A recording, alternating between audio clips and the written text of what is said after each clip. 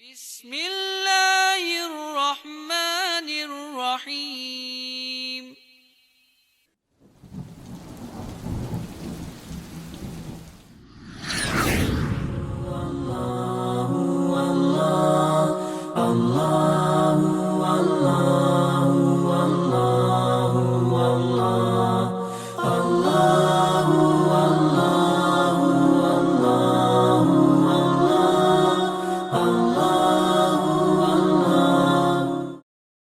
الحمد للہ وکفا والسلام علی عبادہ الذین اصطفى اما بعد اعوذ باللہ من الشیطان الرجیم بسم اللہ الرحمن الرحیم ومن آیاتہ ان خلق لکم من انفسکم ازواجا لتسکنوا الیہا وجعل بینکم مودۃ ورحمہ ان فی ذلک لآیات لقوم یتفکرون سبحان ربک رب العزة عما یصفون وسلام علی المرسلین والحمد للہ رب العالمین اللہم صل علی سیدنا محمد وعلی آل سیدنا محمد وبارک وسلم اللہم صل علی سیدنا محمد وعلی آل سیدنا حبیبنا محمد وبارک وسلم اللہم صل علی سیدنا وحبیبنا محمد وعلی آل سیدنا وحبیبنا ونبینا محمد وبارک وسلم۔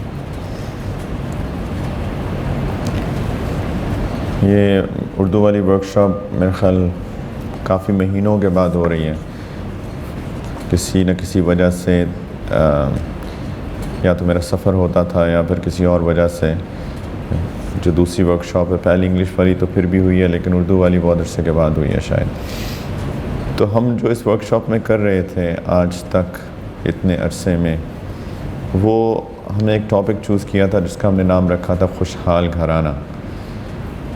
اور خوشحال گھرانے کے اندر ہم نے شروع میں ایک گھر کی تعریف بیان کی تھی، پہلا انٹروڈکٹری سورٹ آف تعارفی ورکشاپ تھی کہ اللہ تعالیٰ چاہتے ہیں کہ ہم اپنے گھروں کے اندر سکون حاصل کریں، اور سکون کی کا دار و مدار رشتہ داریوں پہ، تعلقات پر ہوتا ہے۔ اور پھر ہم نے یہ ارادہ کیا تھا کہ ہم انشاءاللہ تعالیٰ اللہ تعالیٰ نے شریعت کے اندر جو حقوق و فرائض رکھے ہیں مختلف رشتہ داریوں کے اندر، اس کے بارے میں بات کریں، کیونکہ یہ دین جو ہے وہ دین فطرت ہے۔ یہ دین ہمارا اسی لیے دیا ہے اللہ تعالیٰ نے تاکہ فطرت کے مطابق انسان زندگی کو گزارے، اور اس سے نہ صرف کہ انسان کی دنیا بنتی ہے بلکہ اس سے آخرت بھی بنتی ہے۔ رشتہ داریوں کو نبھانے سے، حقوق کو ادا کرنے سے، فرائض کو پورا کرنے سے انسان کی دنیا تو اچھی ہوتی ہے، اس سے انسان کی آخرت بھی بنتی ہے۔ بدقسمتی کی بات ہے کہ جو لوگ دین کو کچھ سمجھتے ہیں وہ سمجھتے ہیں کہ دین شاید نماز، روزہ، حج، زکوٰۃ پر موقوف ہے، جبکہ دین اصل میں حقوق اللہ اور حقوق الفرائض حقوق اللہ اور حقوق العباد دونوں کے مجموعے کا نام ہے۔ اور اس کو اور اگر کھولیں تو عقائد، عبادات، معاشرت، معاملات، اخلاقیات، ان سب کے مجموعے کا نام دین ہے۔ ان میں سے اگر ایک کو بھی نکال دیں گے تو دین کی عمارت گر جائے گی، دین پورا نہیں ہوگا۔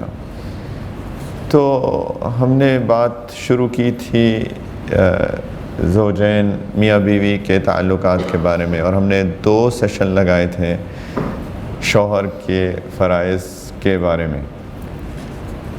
تو خواتین اگر کم از کم 1 سیشن سن لیں تو شاید ان کو فائدہ ہو جائے، لیکن پتہ نہیں مردوں نے 2 سیشن بھی دل کے کانوں سے سنے تھے کہ نہیں سنے تھے، I'm not sure۔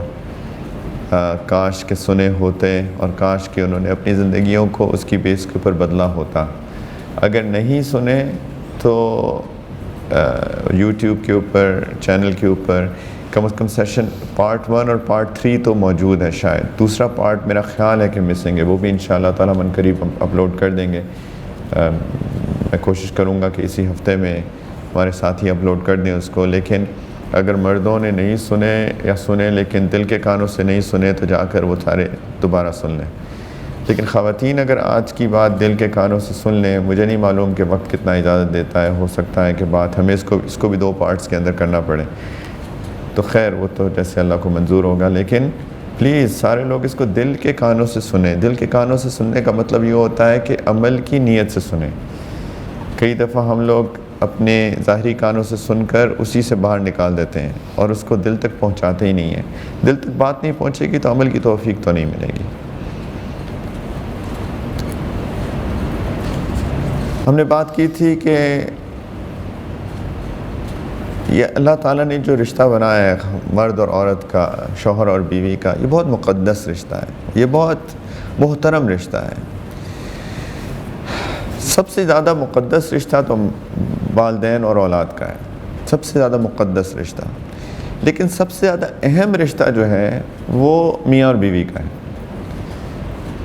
پہلا رشتہ اللہ تعالیٰ نے جو زندگی دنیا میں بنایا یا انسانوں میں بنایا، وہ اللہ تعالیٰ نے یہی بنایا، زوجین کا، شوہر اور بیوی کا۔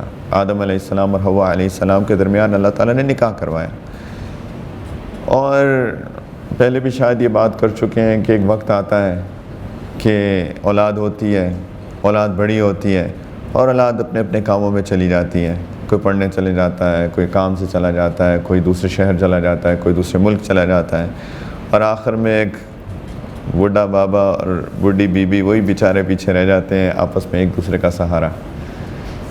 تو آخر میں بھی یہی رشتہ رہ جاتا ہے، پہلا رشتہ بھی یہی ہوتا ہے، آخری رشتہ بھی یہی ہوتا ہے۔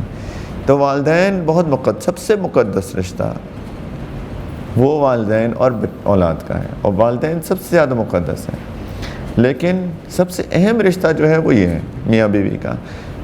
اور میں نے یہ بھی عرض کیا تھا، یاد دہانی کے طور پہ، ریمائنڈر کے طور پہ بات کر رہا ہوں، میں یہ بات کر رہا تھا کہ اللہ تعالیٰ نے سب کے حقوق اور فرائض رکھے ہیں، رشتہ داریوں میں اللہ تعالیٰ نے حقوق رکھے ہیں اور فرائض رکھے ہیں، لیکن یاد دہانی کے طور پہ میں پہلے بھی یہ بات کر چکا ہوں، دوبارہ کر رہا ہوں کہ انسان کی رشتہ داریاں تبھی اچھے طریقے سے نبھتی ہیں جب انسان اپنے فرائض کی فکر کرے، اپنے حقوق کی فکر نہ کریں۔ انسان اپنے فرائض کی فکر کرے، حقوق کی فکر مت کرے، اپنے حقوق کو اللہ کی خاطر جانے دے اور اپنے فرائض کو پورا کرنے کی کوشش کرے ہر شخص، تب رشتہ داریاں محبت کے ساتھ ایک دوسرے کے ساتھ نبھائی جاتی ہیں۔ اگر ہر بندہ اپنے حقوق کی فکر میں لگ جائے گا تو شیطان بیچ میں آئے گا اور فساد پھیلائے گا۔ ہر انسان یہی سوچتا رہے گا میرا حق پورا نہیں ہوا، میری اولاد نے میرا حق نہیں دیا، میرے والدین نے میرا حق نہیں دیا، میری بیوی نے میرا حق نہیں دیا، میرے شوہر نے میرا حق نہیں دیا، میرے بھائی بہن نے میرا حق نہیں دیا۔ ہر بندہ یہی سوچتا رہے گا، اور اس سوچنے میں انسان اپنے فرائض بھول جائے گا۔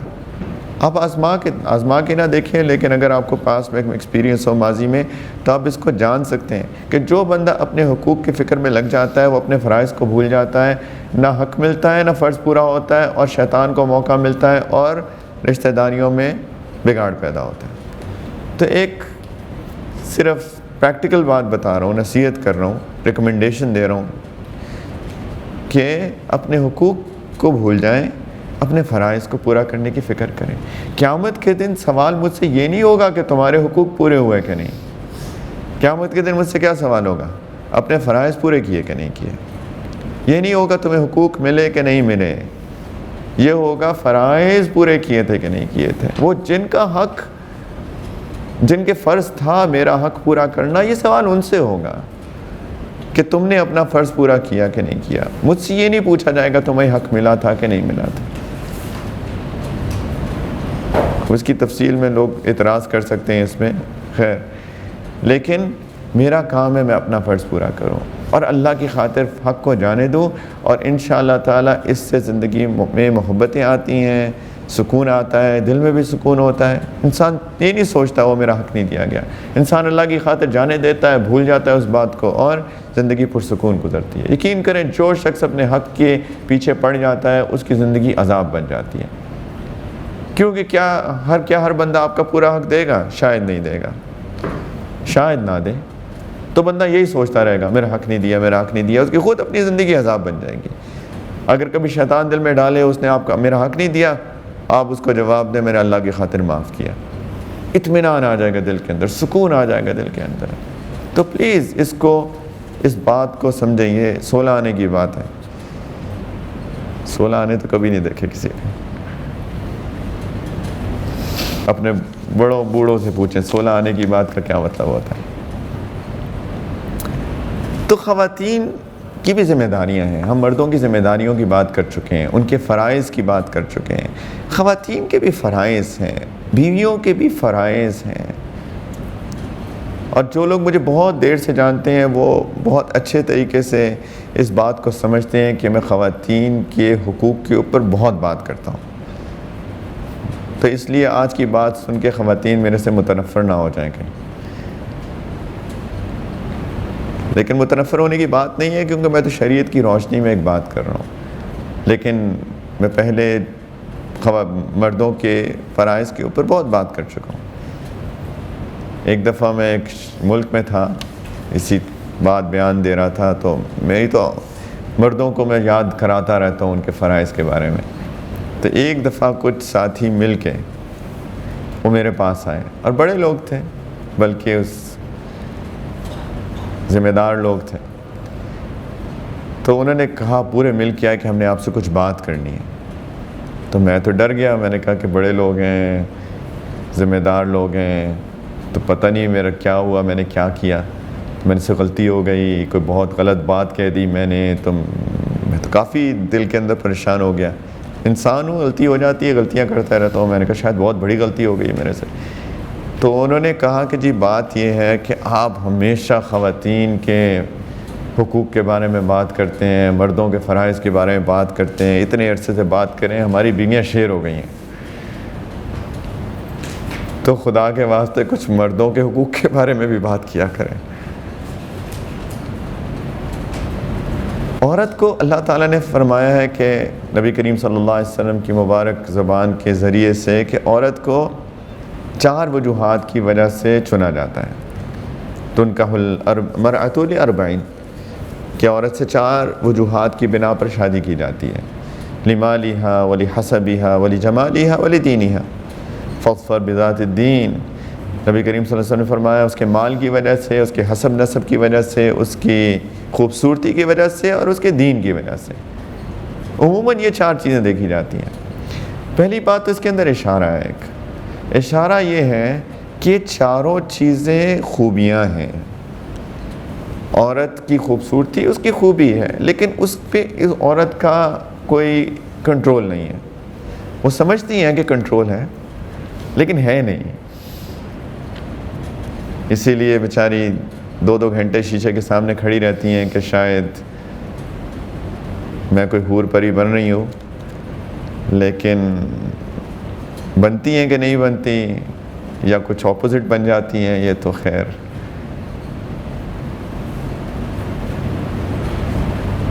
ان کے شوہر ہی جانتے ہیں یا پھر اللہ جانتے ہیں آف کورس۔ لیکن یہ ایک کوالٹی ہے، اللہ تعالیٰ نے عورت کو خوبصورت بنایا ہے، تو اگر کسی کو اللہ خوبصورتی دے تو یہ اس کی خوبی ہے، کوئی ڈاؤٹ، کوئی شک نہیں ہے۔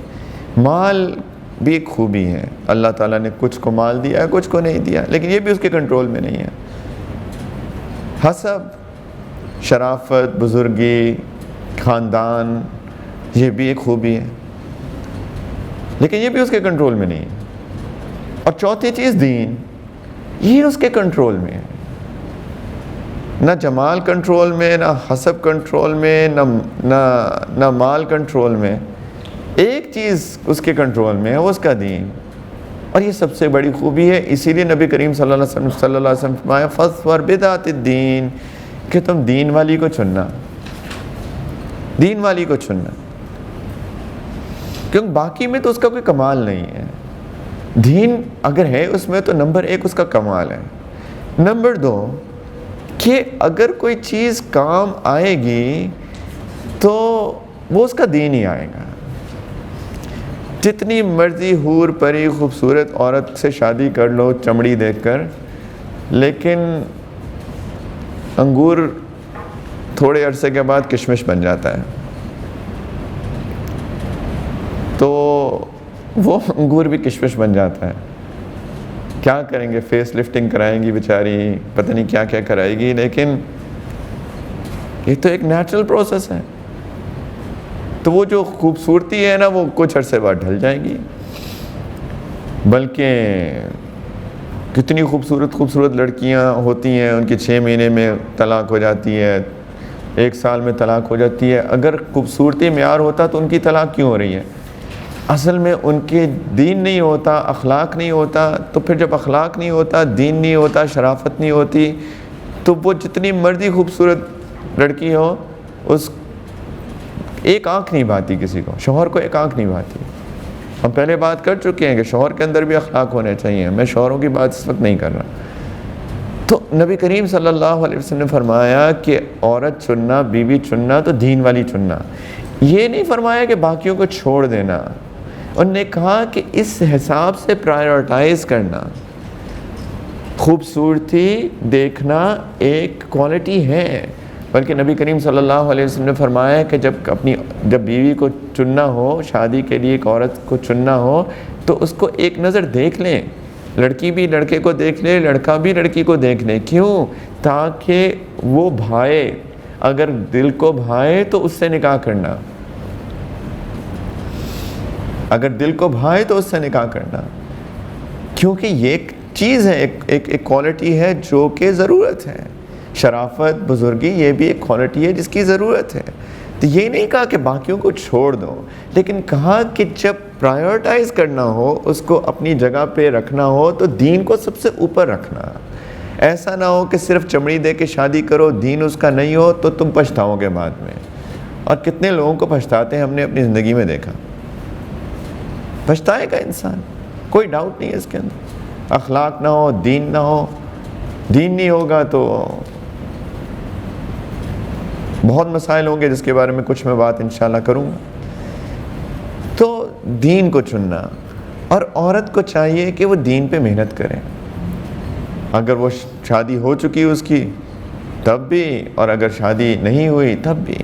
مرد کی اگر شادی ہو چکی اور اس نے دین والی نہیں چنی تو خود بھی توبہ کرے, گھر والوں کو بھی ایسا ماحول دے کہ وہ دین پہ آئیں. وہ ایک الگ ٹاپک ہے کہ ان کو کیسے ترغیب دیں. انفارچونیٹلی بدقسمتی کی بات ہے کہ ہم لوگ ڈنڈے کے زور پہ اپنے گھر والوں کو دین پہ لانے کی کوشش کرتے ہیں, جبکہ ڈنڈے کے زور پہ تو کبھی کوئی دین پہ نہیں آتا.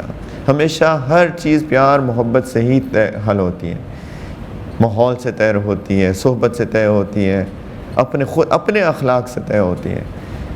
تو ان کو ترغیب دیں, ان کو صحبت دیں, ان کو انوائرمنٹ دیں ایسا کہ وہ انشاءاللہ آہستہ آہستہ دین پہ, اور صبر کریں. آپ بھی دین پہ نہیں تھے, اللہ نے آپ کو توفیق دی, تو انشاءاللہ تعالی اس کو بھی توفیق ہو جائے گی. لیکن آپ انوائرمنٹ کریٹ کریں اور اللہ سے اس کی دعا کریں, اس کے لیے آپ کو صبر کرنا پڑے گا.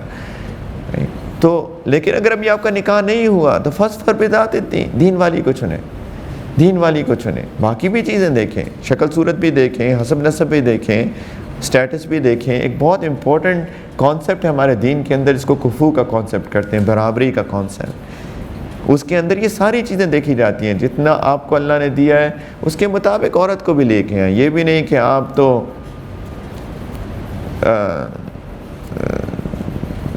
آپ کے پاس کچھ ہے نہیں اور آپ جا رہے ہیں کوئی بلینئر خاتون کو دیکھنے. یہ کفو نہیں ہے. اسی طریقے سے آپ کو تو اللہ نے بالکل ہی عام شکل صورت دی ہے, اور آپ ایک کسی حور سے شادی کے خواب دیکھ رہے ہیں. تو اس کے لیے تو محاورہ بنا ہے نا کہ حور کی بغل میں لنگور.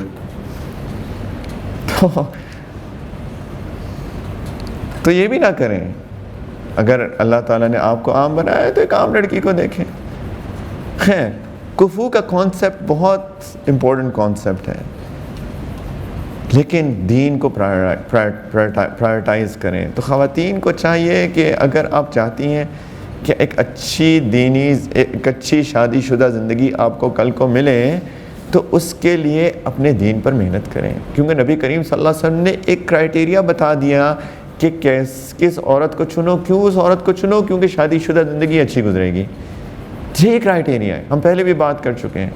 محبتیں دین سے آتی ہیں. ان الذین آمنوا وعملوا الصالحات سیجعل لهم الرحمن ودا. اللہ تعالیٰ نے فرمایا کہ جو ایمان والا ہوگا اور نیک عمل کرے گا, پھر اللہ کی ذات الرحمن دلوں میں محبتیں ڈالے گی. یہ محبت جو ہے یہ ڈنڈے کے زور پہ نہیں ہوتی، یہ اللہ کی طرف سے ایک رحمت ہوتی ہے جو اللہ تعالیٰ لوگوں کے دلوں میں ایک دوسرے کے لیے ڈالتے ہیں. اور کیسے آتی ہے؟ جب انسان نیکی کرتا ہے، نیکی سے دلوں میں ایک دوسرے کے لیے محبتیں آتی ہیں. اور اسی دین کے اندر ضروری ہے کہ شرافت اور حیا ہو خاتون کے اندر، محنت کرے اپنی حیا کے اوپر. عورت کو اللہ نے فطرتاً حیادار بنایا ہے، اس کو محنت کرنی پڑتی ہے اپنی حیا کو نکالنے کے لیے. مرد کو اللہ تعالیٰ نے اور خصوصیات سے نوازا ہے، لیکن اس کو محنت کرنی پڑتی ہے حیا کو اپنے اندر لانے کے لیے.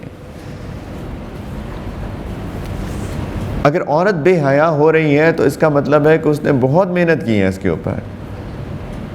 کبھی کبھی وہ محنت نہیں کرتی، اس کی سراؤنڈنگز محنت کر دیتی ہیں، اس کے والدین محنت کر لیتے ہیں. اتنی سی بچی ہوتی ہے، اس کو سلیو لیس کپڑے پہنا کر اور ننگی ٹانگوں کے ساتھ پھراتے رہتے ہیں. اس بچی کے اندر کوئی شعور ہی نہیں ہوتا کہ میں نے اپنے آپ کو ڈھانپ کے رکھنا ہے.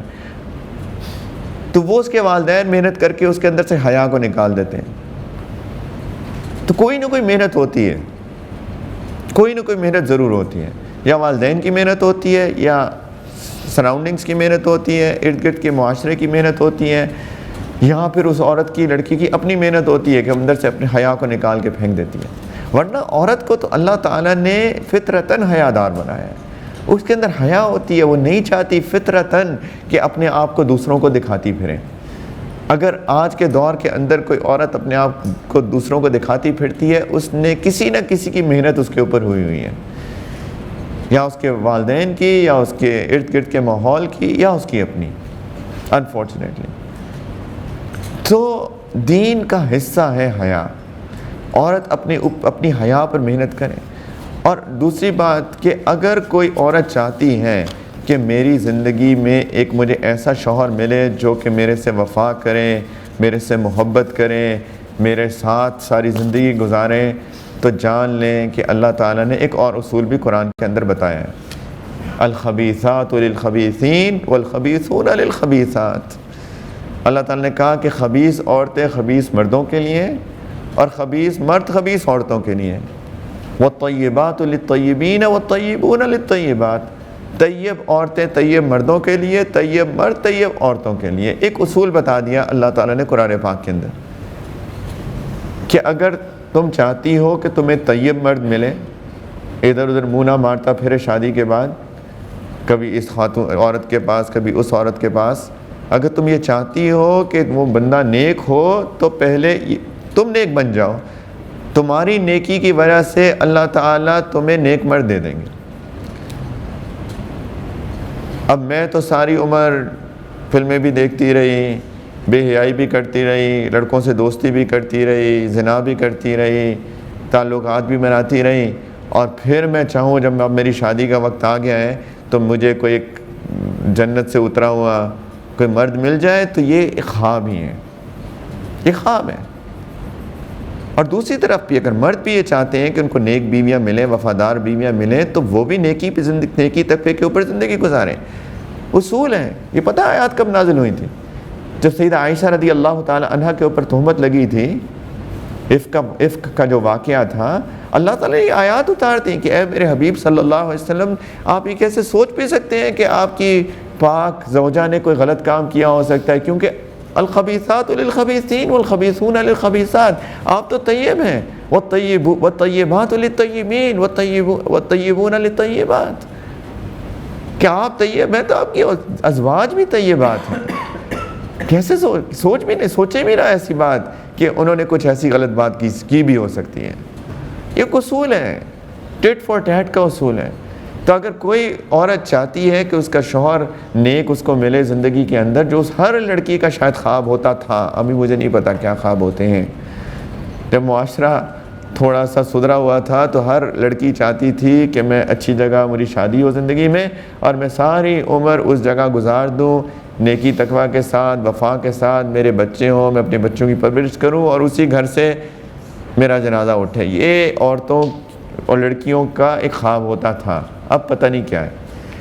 لیکن اگر کوئی لڑکی یہ چاہتی ہے اور یہی چاہنا چاہیے، تو اس کو چاہیے کہ اپنی زندگی میں نیکی، تقوی، پرہیزگاری، پاک دامنی، حیا کے لے کے آئے، اپنی نظروں کی حفاظت کرے، اپنی شرمگاہ کی حفاظت کرے، اپنی حیا کی حفاظت کرے۔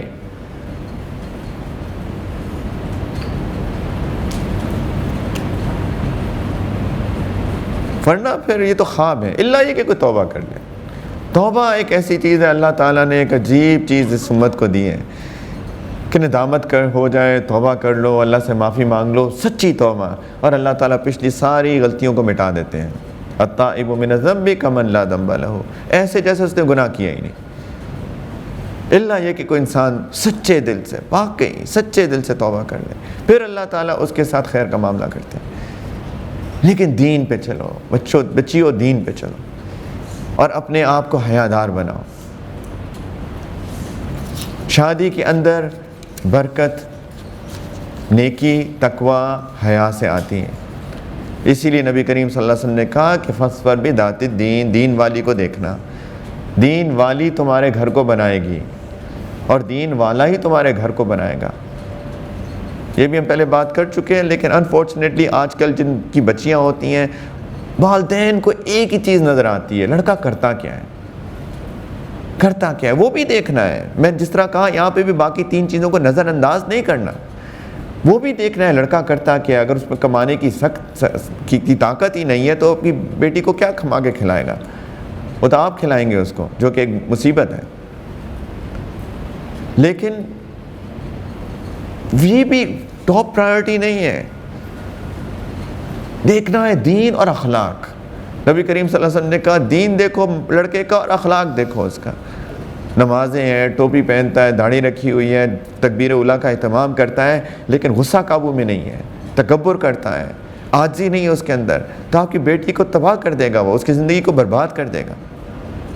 اخلاق بھی دیکھو اس کا۔ تو یہ ٹاپ پرائیورٹی کی چیز ہے، سب سے اوپر والی چیز۔ ہاں ٹھیک ہے، ایک جو ہے وہ 20,000 کماتا ہے، ایک 10,000 کماتا ہے، تو 10,000 کا والے کا اخلاق اچھا ہے، دین اس کا اچھا ہے، تو ٹھیک ہے، اس کو چوز کرو۔ یہ نہیں ہے کہ کماتا ہی نہیں ہے تو اس سے شادی کر لو، بے شک کہ وہ بہت ہی عاجز اور بہت ہی دیندار انسان ہے، یہ بھی نہیں کرنا۔ تو دین کرائٹیریا ہے، نبی کریم صلی اللہ علیہ وسلم نے ایک کرائٹیریا بتا دیا۔ تو بچیوں دین پہ چلو۔ ایک نیک بیوی، نبی کریم صلی اللہ علیہ وسلم نے فرمایا کہ دنیا کا سب سے بہترین سرمایہ ایک مرد کے لیے، ان الدنیا کلھا متاع، کہ دنیا میں جو کچھ ہے وہ زندگی گزارنے کا اسباب ہے۔ وخیر متاع الدنیا المرأۃ الصالحہ، اور دنیا گزارنے کے لیے جو سب سے بہترین سبب، سب سے اچھا سبب، سب سے بہترین سبب جو ہے وہ ایک نیک بیوی ہے، وہ ایک نیک بیوی ہے۔ ایک نیک بیوی انسان کے پاس ہو، وہ اس کی مددگار ہو، اس کی معاون ہو، اس کی نیکی میں اس کو ترغیب دینے والی ہو، نیکی میں اس کو سپورٹ کرنے والی ہو، اس کو نیکی کے اوپر ابھارنے والی ہو، اس کو انکریج کرنے والی ہو، ہر وقت اس کا خیال کرنے والی ہو۔ یہ انسان کی زندگی، اور کچھ بھی نہ ہونا یقین کریں، یہ ایک ایسی چیز ہے ایمان کے بعد کہ انسان کو سکون دیتی ہے۔ الدنیا ان الدنیا کلھا متاع وخیر متاع الدنیا المرأۃ الصالحہ، سب سے بہترین چیز ہوتی ہے، آنکھوں کی ٹھنڈک ہوتی ہے۔ قرآن میں اللہ تعالیٰ نے دعا سکھائی، ربنا ہب لنا من ازواجنا وذریاتنا قرۃ اعین، کہ یا اللہ میری اولاد کو اور میری بیویوں کو، میری بیوی کو میری آنکھوں کی ٹھنڈک بنا دے۔ نیک بیوی آنکھوں کی ٹھنڈک بنتی ہے۔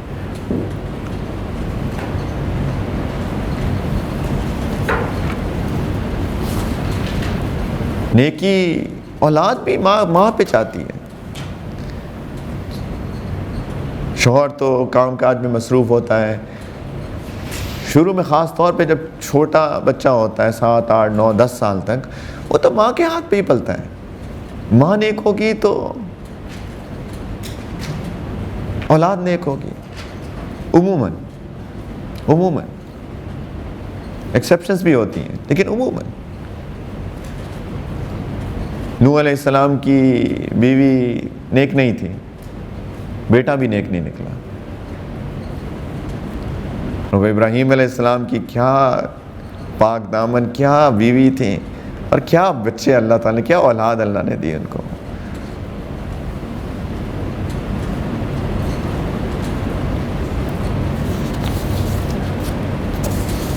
تو خوبصورتی بھی ایک ہے لیکن وہ انسان کے کنٹرول میں نہیں ہے.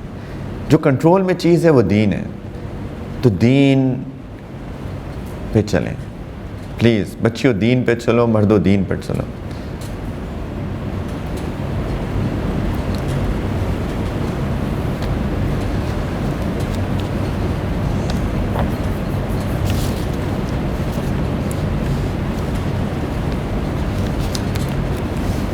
اللہ تعالیٰ نے جو نکاح کی وجہ بتائیں اور ایک اللہ تعالیٰ نے قرآن پاک کے اندر اس کو اپنی نشانیوں میں سے ایک نشانی قرار دیا، جو میں نے آیت مبارکہ کے شروع میں تلاوت بھی کی. وَمِنْ آیَاتِهِ أَنْ خَلَقَ لَكُم مِّنْ أَنفُسِكُمْ أَزْوَاجًا لِتَسْكُنُوا إِلَيْهَا، کہ اللہ کی نشانیوں میں سے ہے کہ اللہ نے تمہارے اپنے اندر میں سے ایک تمہارے لیے ازواج بنائے، تمہاری بیویاں بنائیں، تمہارے شوہر بنائے.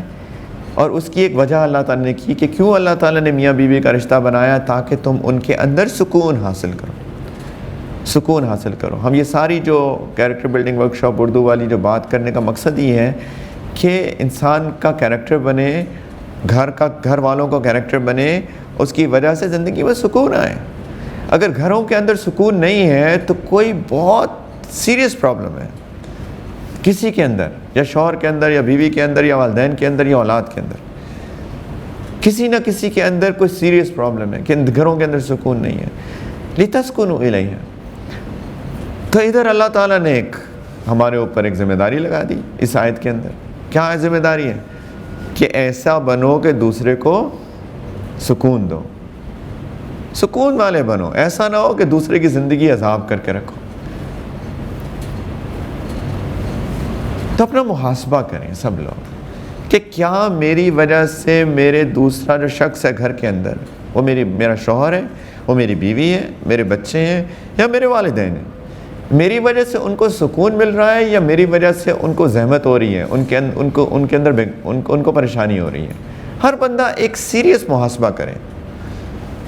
اگر تو میری وجہ سے دوسروں کی زندگی اجیرن ہو رہی ہے، پریشان ہو رہی ہے، تو یہ تو بہت بڑا مسئلہ ہے، کیونکہ میں کسی کا حق نہیں ادا کر رہا.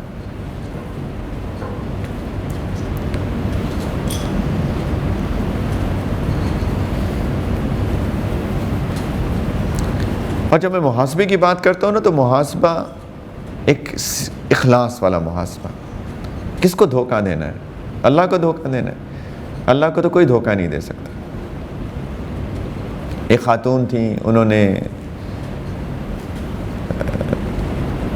بندے کو فون کیا، رو رہی تھی بہت شدید زاروں کے تار کہ جی میرے شوہر نے کہا کہ تم گھر چلی جاؤ بس اپنے، میرے تو چھوٹے چھوٹے بچے ہیں فلاں، تو میں تو مظلوم، میرے پہ تو اتنا ظلم ہوا، میری شادی کو پتہ نہیں کتنے 8-10 سال ہو گئے، وغیرہ وغیرہ وغیرہ وغیرہ. پریشانی ہوئی، ظاہری بات ہے، لیکن بہت تجربے کے بعد بڑے لوگوں کا نا تجربے سے بھی فائدہ اٹھایا کریں. خاص طور پہ جو بچے ہوتے ہیں نا، وہ سمجھتے ہیں کہ میں بہت عقل مند ہوں، مجھے بہت کچھ آتا ہوگا، کتابیں پڑھی ہوں گی، لیکن جو چیز تجربے سے آتی ہے نا، وہ صرف کتابیں پڑھنے سے نہیں آتی. تو بڑوں کی بات سننی چاہیے، دل سے سننی چاہیے، سوچنا چاہیے، غور کرنا چاہیے، اور کئی دفعہ اس کے اندر بہت حکمتیں ہوتی ہیں.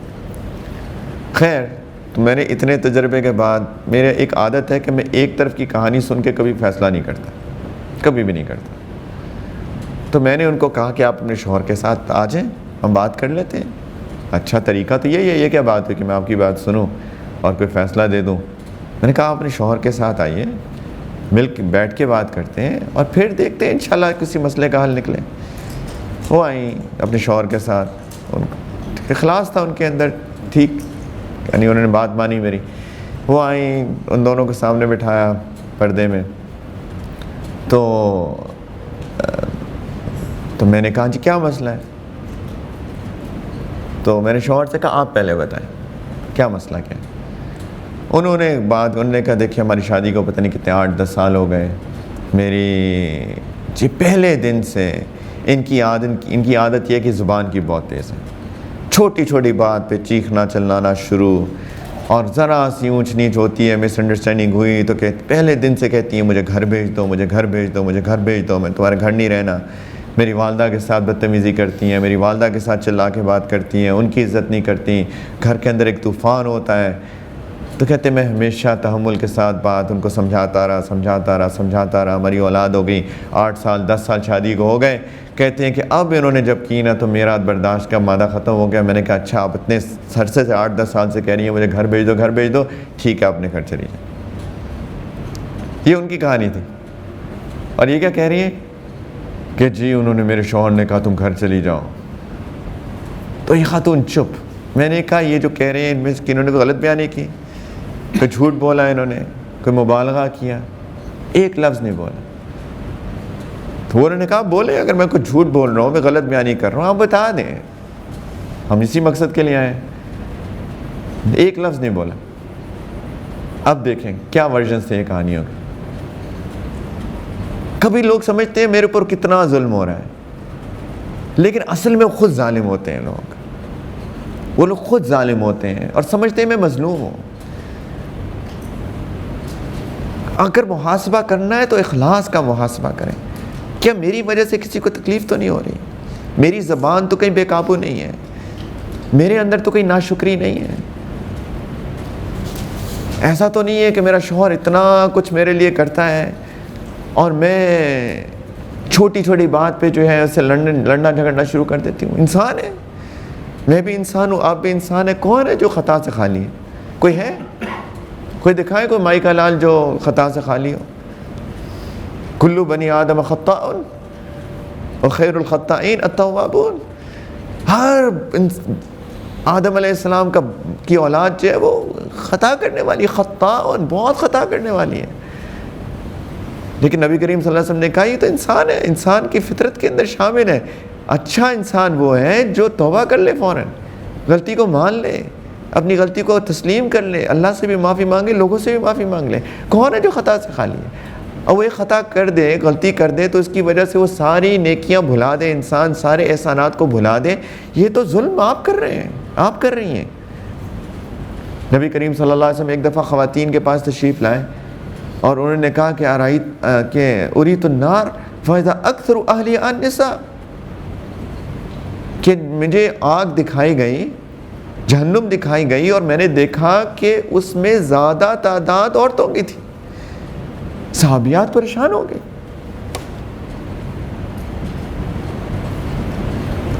انہوں نے کہا کہ یا رسول اللہ ایکفرن باللہ، کیا اس کی وجہ یہ ہے کہ وہ اللہ کے ساتھ کفر کرتی ہیں؟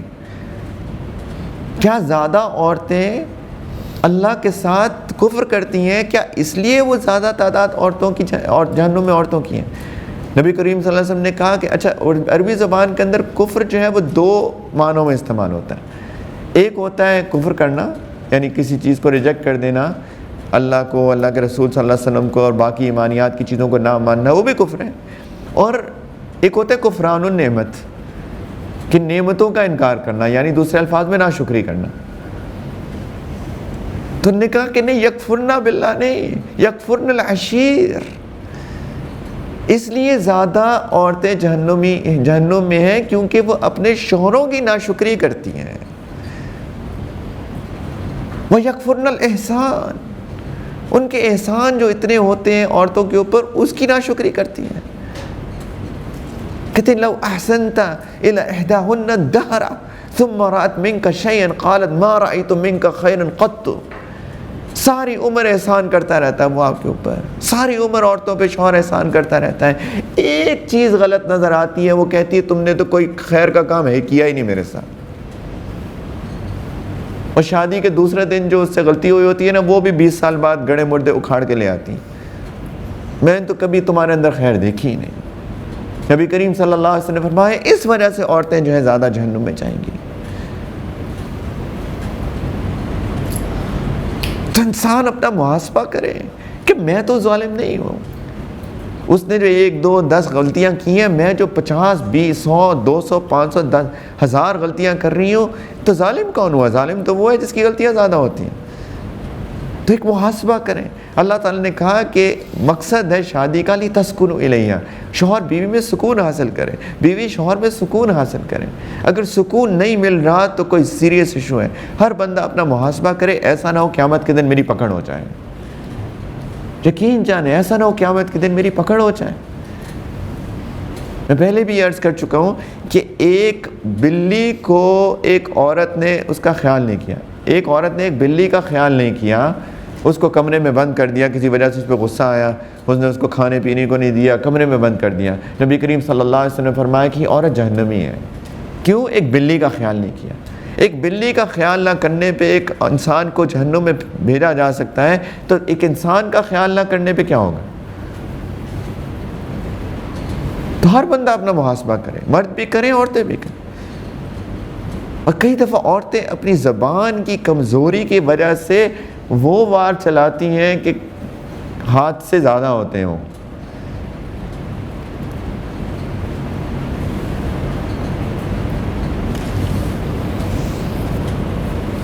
اسی لیے نبی کریم صلی اللہ علیہ وسلم نے جب ایک مسلمان کی تعریف بتائی، کیا بتایا؟ المسلم من سلم المسلمون من لسانہ ویدہ، کہ حقیقی مسلمان وہ ہے کہ دوسرا مسلمان اس کی زبان سے اور اس کے ہاتھ سے محفوظ رہے۔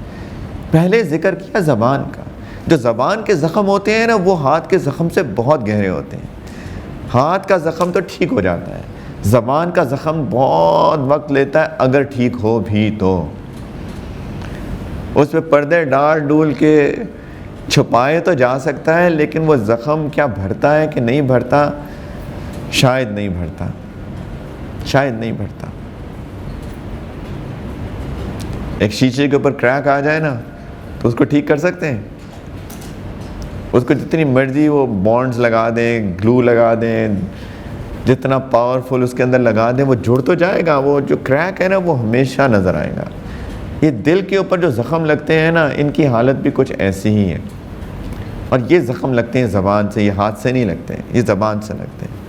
عورتیں بدقسمتی سے اپنی زبان کی کمزوری کی وجہ سے ایسے ایسے وار کرتی ہیں کہ ان کو احساس بھی نہیں ہوتا۔ سکون دیں، اپنی زبان کو نرم کریں، سوچ کے بولیں، سوچ کے بولیں۔ پہلے سوچ لیں، پہلے تولو پھر بولو۔ پہلے سوچیں کیا اس سے کیا ہوگا، دوسرے بندے کو تکلیف ہوگی، فائدہ ہوگا، میری وجہ سے اس کا دل دکھے گا کہ دل خوش ہوگا، پھر بولیں۔ ایک اصول بنا لیں زندگی کا، پہلے تولیں پھر بولیں۔ تو اس لیے سکون دیں۔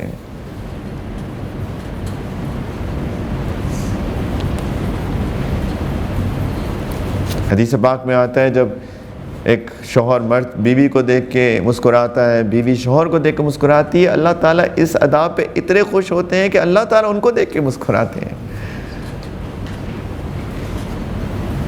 اور ہم لوگ ہر وقت کوئی نہ کوئی مسئلہ، چک چک چک چک چک چک، لڑائیاں، جھگڑے، اللہ تعالیٰ کو ناراض کرنے والی باتیں ہیں۔ چھوڑ دیں اپنے حقوق، اپنے فرائض کی فکر کریں، ہر بندہ اپنے فرض کی فکر کرے۔ ترمذی شریف کی روایت ہے کہ جب اگر ایک عورت ہو اور اس کا شوہر اس کو دیکھے اور اس کا دل خوش ہو جائے، جب اسے کوئی کام کرنے کو کہے اور وہ کام کریں، اور کوئی ایسی چیز غلط نہ کرے جو کہ اس کی اپنی ذات سے تعلق ہو اس کا، یا اس شوہر کے مال سے تعلق ہو،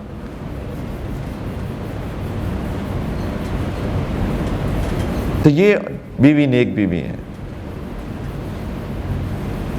اور جب یہ شوہر خوش ہوتا ہے اس طرح سے کہ اس نے نہ اپنی ذات کے ساتھ خیانت کی ہو، نہ شوہر کے مال کے ساتھ خیانت کی ہو، اس کو سکون دیا ہو،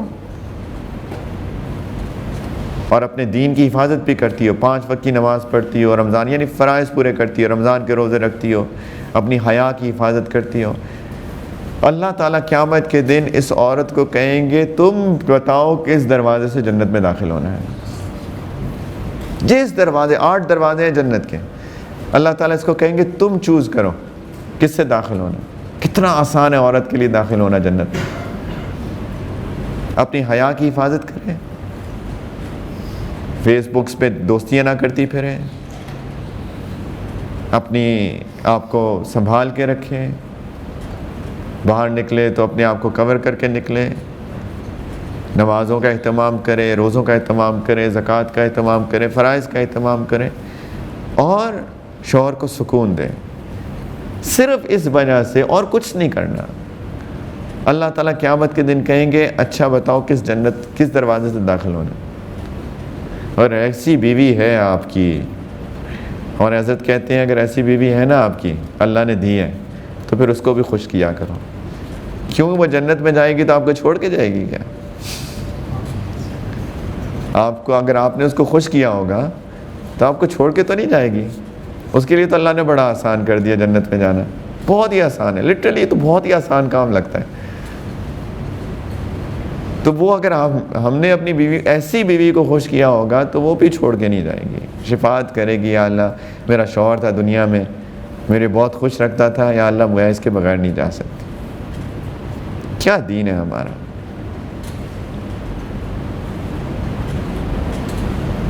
تو اس لیے سکون دینے کی کوشش کریں ہر طریقے سے, زبان کی حفاظت کریں, زبان کو نرم کریں, شوہر کی کو اعتماد ملے. دیکھیں میں پہلے بھی بات کر چکا ہوں, یہ جو شادی کا رشتہ ہے نا, یہ کوئی باس اور سب آرڈینیٹ کا رشتہ نہیں ہے, یہ آقا اور غلام کا رشتہ نہیں ہے, یہ محبت کا رشتہ ہے, یہ دوستی کا رشتہ ہے. ایک دوست ہوتا ہے, بیوی شوہر کی سب سے بڑی دوست ہوتی ہے, اور بیوی اور شوہر بیوی کا سب سے بڑا دوست ہوتا ہے, سب سے بڑا ہونا چاہیے. چلیں let's put it that way, ہونا چاہیے. جب نبی کریم صلی اللہ علیہ وسلم پر وحی آئی پہلی اور بہت پریشان تھے, ان کو تو ایک عجیب انہونا سا واقعہ ہوا, غار میں بیٹھے ہیں اکیلے, جو غار ہرا گئے ہیں وہاں تو انسان لوگوں کے ساتھ ڈرتا ہے, بیٹھ کے رات نہیں گزار سکتا وہاں پہ, ایک عجیب سناٹا ماحول. نبی کریم سے اکیلے بیٹھے ہیں, ایک دم سے جبریل علیہ السلام آتے ہیں, ان کو بھیجتے ہیں 3 دفعہ. آپ سوچیں اگر ایک خیال کی آنکھ سے کہ کیسی عجیب کیفیت ہوئی ہوگی. بھاگے پریشان پسینہ. کس کے پاس گئے؟ کسی دوست کے پاس گئے, اپنے چچا کے پاس گئے, اپنے رشتہ داروں کے پاس گئے, اپنے کسی اور کے پاس گئے, سب سے بڑے دوست کے پاس گئے. ایسی حالت میں کس کے پاس جاتا ہے انسان جس سے سب سے قربت کا تعلق ہوتا ہے, جس سے دوستی ہوتی ہے؟ کس کے پاس گئے؟ سیدہ خدیجہ الکبریٰ کے پاس گئے رضی اللہ عنہ. خشیت علی نفسی, مجھے اپنی جان کا ڈر ہے, مجھے لگتا ہے کوئی مجھے مار دے گا. کیا ہوا؟ یہ ہوا. کیا کانورسیشن تھی, سبحان اللہ. کلا انک لتصل الرحم وتحمل الکل وتکسب المعدوم وتقرئ الضیف وتعین علی نوائب الحق. کیا آپ کو کچھ نہیں ہونے والا؟ آپ تو اتنے عظیم انسان ہیں, آپ تو رشتہ داریوں کو جوڑتے ہیں, آپ لوگوں کا بوجھ اٹھاتے ہیں, آپ جن کے پاس نہیں ہیں ان کو کما کر دیتے ہیں, آپ مہمان نواز ہیں, ہمیشہ حق کا ساتھ دیتے ہیں, آپ تو اتنے عالی اخلاق کے مالک ہیں, اللہ آپ کو ضائع نہیں کریں گے. کیا کانورسیشن ہو رہی ہے؟ اس سے پہلے زملونی, مجھے کچھ اڑا دو, مجھے ڈر لگ رہا ہے, سردی لگ رہی ہے, کانپ رہے ہیں. زملونی دثرونی. اتنا پیار آیا اللہ کو, اللہ تعالیٰ نے اس حالت کا ذکر کیا قرآن میں, نبی کریم صلی اللہ علیہ وسلم کو مخاطب کیا, یا ایھا المدثر یا ایھا المزمل, اے اوڑھ کے بیٹھنے والے. یہ کیا تھا؟ ایک میاں بیوی کے تعلق, ان کی کانورسیشن, ان کی ایک دوسرے کو سپورٹ کو اللہ کو یہ ادا اتنی پسند آئی, اسی کو اللہ تعالیٰ نے کوٹ کیا ہے. اور وہ بھی اپنے سب سے قریبی دوست کے پاس گئے, اور ادھر سے بھی انہوں نے کوئی ڈانٹ ڈپٹنی شروع کر دی. آپ کو تو پتہ ہی نہیں ہے, عجیب باتیں کرتے ہیں. نا کیا ہوا, یہ ہوا, بالکل فکر نہیں کریں, آپ تو اتنے اچھے انسان ہیں. یہ ہوتی ہے محبت, یہ ہے سیرت, یہ ہے سنت, یہ ہے سنت. اگر عورتوں کو سنت, بیوی کی سنت چاہیے تو دیکھیں امہات المؤمنین کی زندگی. دیکھیں سیدہ خدیجہ الکبریٰ کی زندگی، دیکھیں سیدہ عائشہ رضی اللہ تعالی عنہ کی زندگی. عجیب ہمارے گھر جہنم بنے ہوئے ہیں. شوہر کے ساتھ دوستی کا تعلق ہو، شوہر کو ساتھ چاہیے بیوی کے ساتھ دوستی کا تعلق ہو. یہ جو چیزیں چھپاتے پھرنا، یہ کوئی تعلق ہے؟ دوست سے تو انسان چیزیں شیئر کرتا ہے.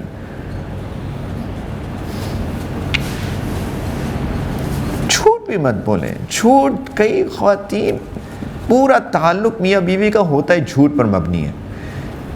یہ جھوٹ بولنا، اور اس کی بھی وجوہات ہوتی ہیں. وجوہات شاید ہمارا قصور ہوتا ہے کیونکہ ہم وہ باتیں کو شیئر کرتی ہیں اور ہم کہتے ہیں خبردار جو یہ بات کی. پھر وہ جو خبردار نکلتا ہے اور آگے سے ڈنڈا نکلتا ہے تو پھر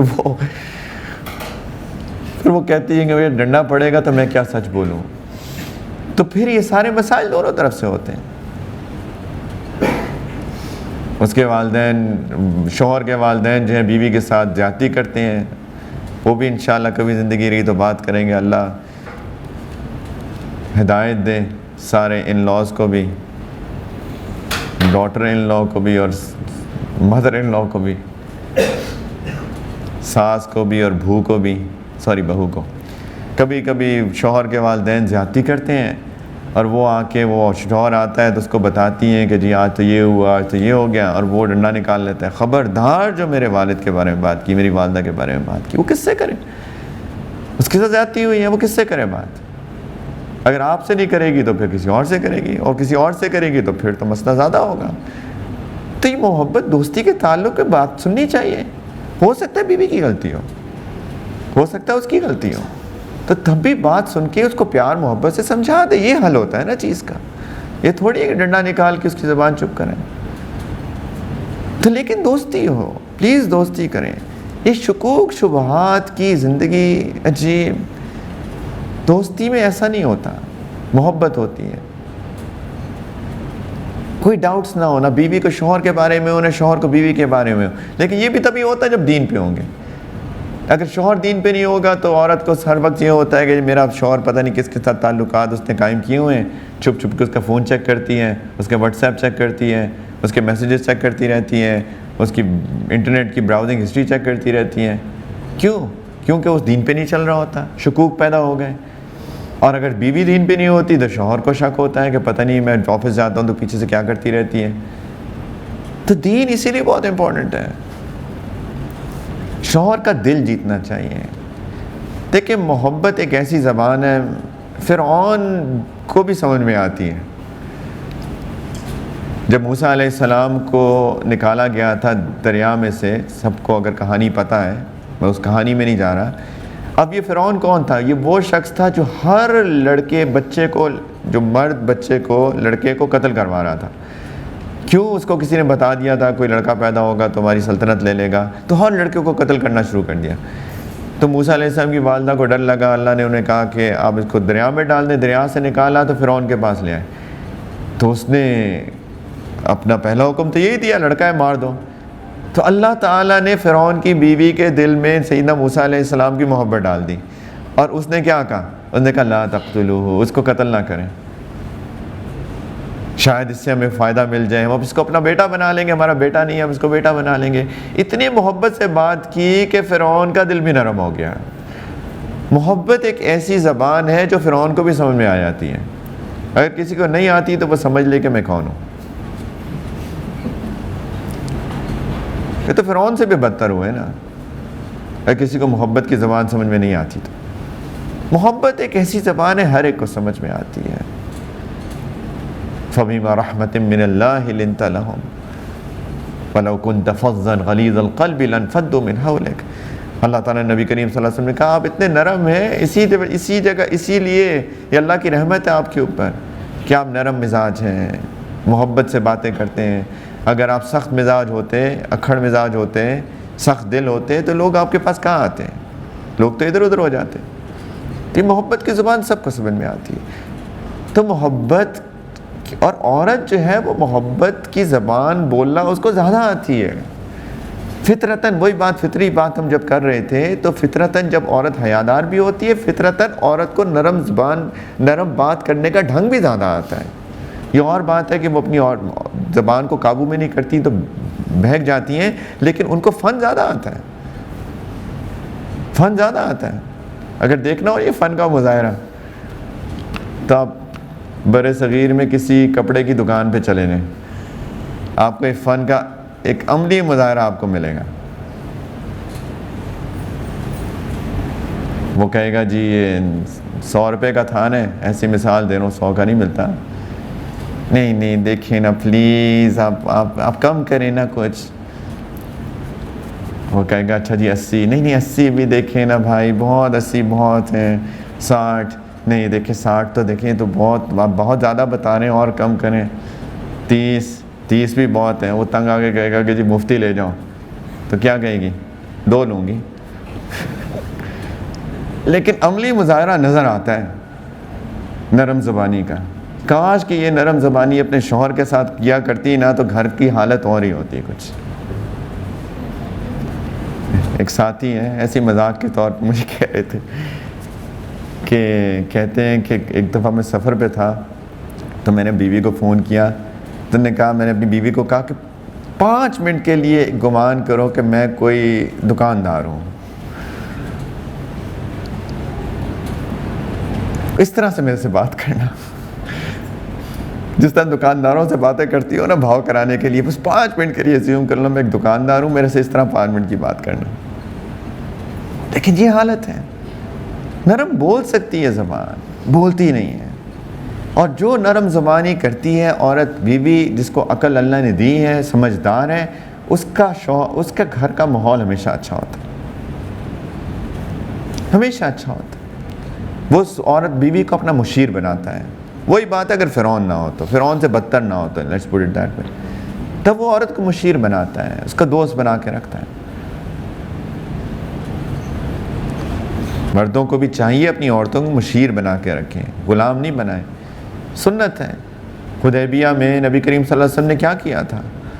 ام سلمہ رضی اللہ تعالی عنہ تھیں ان کے ساتھ اس سفر میں.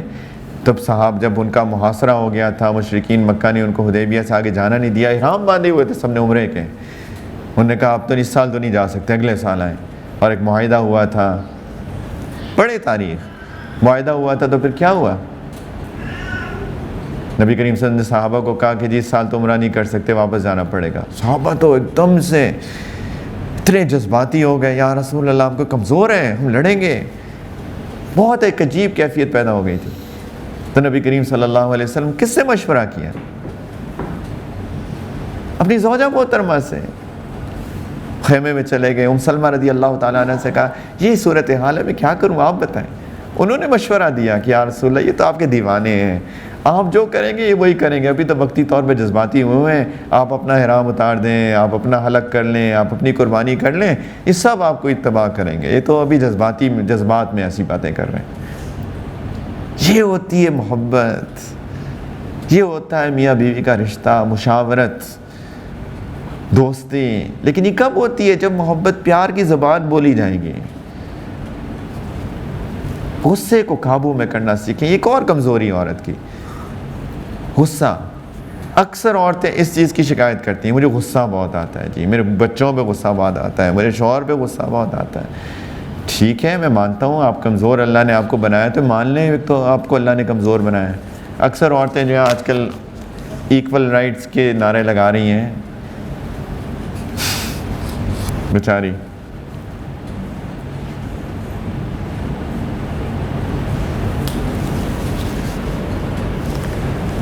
ایکول رائٹس تو تب ہو نا جب ایکول اللہ نے بنایا بھی ہو. مرد بچہ نہیں پیدا کر سکتا، مرد دودھ نہیں پلا سکتا، وہ تو عورت پلائے گی. عورت بچہ بھی پیدا کرے گی، دودھ بھی پلائے گی. اب آپ کہیں گے جی آپ نے سی او بھی بننا ہے، تو آپ اپنی جان پہ خود مصیبت ڈال رہے ہیں. ایک کہانی یاد آ گئی اس سے، سنو.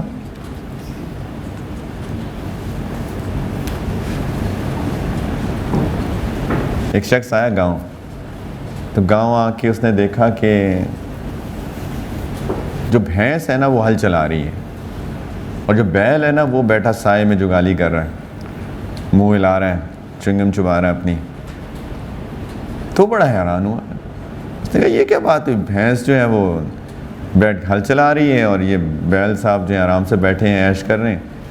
تو اس نے اس کے مالک سے پوچھا ہے کیا ہے، تو اس نے کہا کہ یہ جو بھینس ہے نا یہ شہر سے آئی ہے. تو جب یہ آ رہی تھی نا تو اس کی سہیلیوں نے اس کو کہا تھا کہ دیکھو گاؤں میں نا عورتوں کے حقوق نہیں دیے جاتے، تم جا کے اپنے مطالبہ کرنا حقوق کا، ایکول رائٹس. تو آ کے اس نے ایکول رائٹس کا مطالبہ کیا. تو میں نے کہا چلیں ایکول رائٹس تو یہ ہے کہ یہ بیل صاحب ہل چلاتے ہیں، آپ بھی چلائیں پھر. تب یہ صبح کو بیل ہل چلاتی ہے، شام کو دودھ دیتی ہے. اور یہ بیل صاحب جو ہے نا ان کو اور ترغیب دیتے اور اپنے حقوق کا مطالبہ کرو تاکہ تم وہ عیش کرتا رہے اور یہ صبح میں ہل چلائے، رات کو دودھ دے. یہی کر رہے ہیں نا مرد، اور ان کو پوچھ کرتے ہیں کرو کرو مطالبہ تاکہ ہم عیش کریں. عجیب بے وقوفی ہے، کیا کہیں اب اس کو.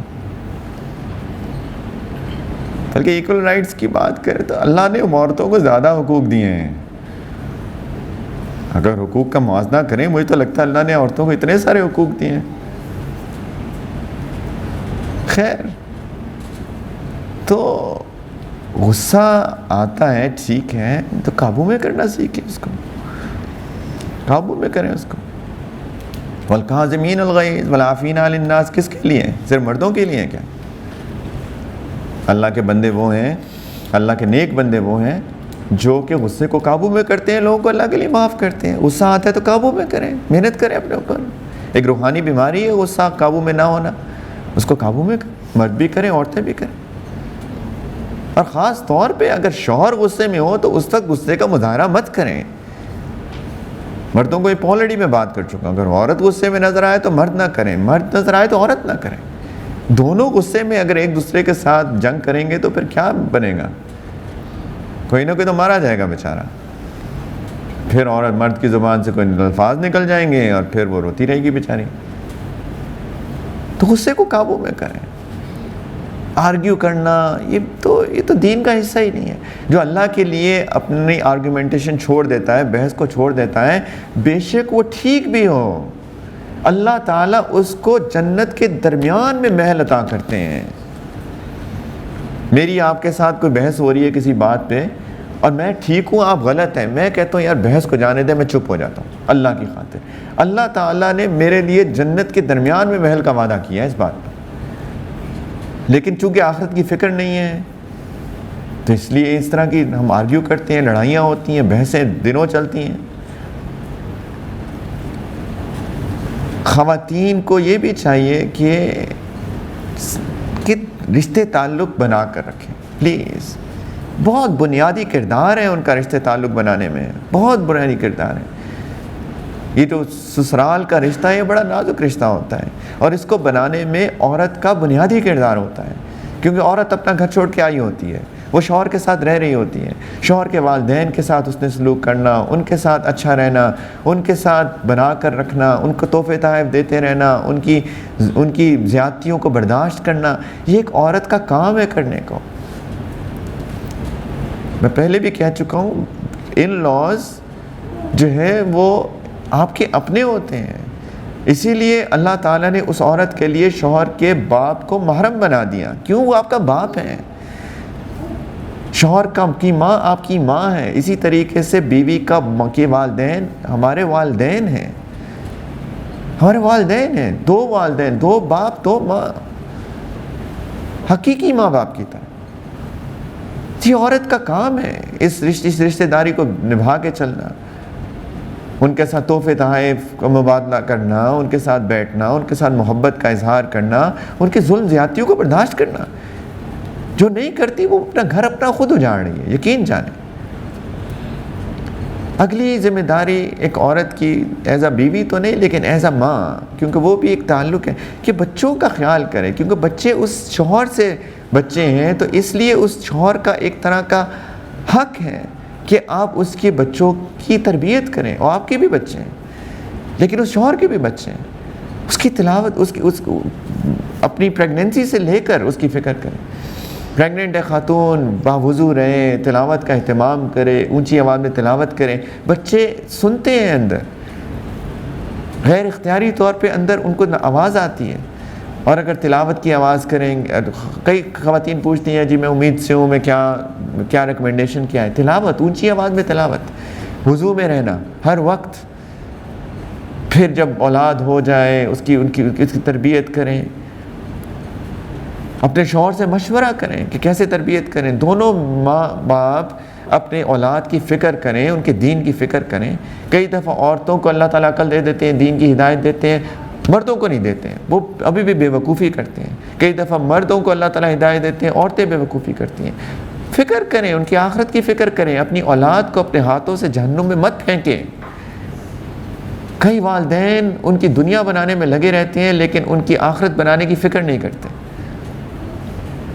ایک مسجد میں گیا، وہاں پہ لکھا ہوا تھا کہ ہر بندے کو یہ فکر ہے کہ اس کے مرنے کے بعد اس کی اولاد کا کیا ہوگا. کیا کسی نے یہ فکر بھی کی کہ اس کی اولاد کے مرنے کے بعد اس کی اولاد کا کیا ہوگا؟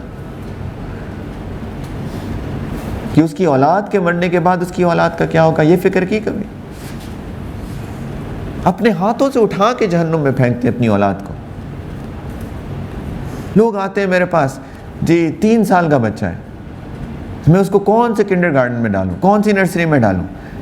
میں ان سے پوچھتا ہوں جی کیا چوائسز ہے آپ کے پاس؟ جی یہ ہے، ادھر میوزک ہے لیکن یہاں کی جو پڑھائی ہے نا بہت اچھی ہے. وہاں وہ میوزک نہیں ہے لیکن وہاں پہ پڑھائی کا بھی کوئی معیار نہیں ہے. میں ان کو سمجھاتا ہوں اللہ کے بندے 3 سال کا ہے، کس پڑھائی کی بات کر رہے ہو؟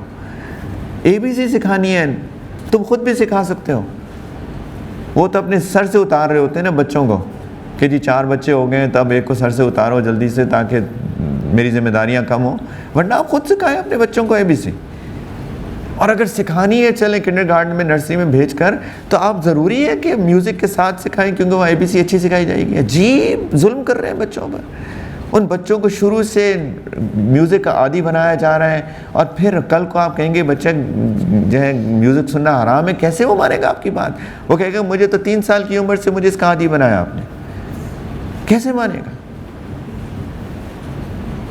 اپنی دنیا کو ترجیح دیتے ہیں، آخرت کو سوچتے بھی نہیں ہیں. ایک خاتون میرے پاس آئی، انہوں نے یہاں پہ اس ملک کے اندر، اس شہر کے اندر ایک بہت بڑا اسکول ہے، میرے خیال شاید ٹاپ موسٹ اسکول ہو، کالج ہے، وہاں پہ اپنے بچوں کو بھیجا بغیر سوچے سمجھے. صرف اس لیے کہ وہ ٹاپ موسٹ اسکول ہے وہاں پہ بھیج دیا، کوئی اور چیز نہیں سوچی کہ اس کا بنے گا کیا وہاں جا کے. ان کا بیٹا، وہ آئی روتی ہے، مرتد ہو گیا ان کا بیٹا.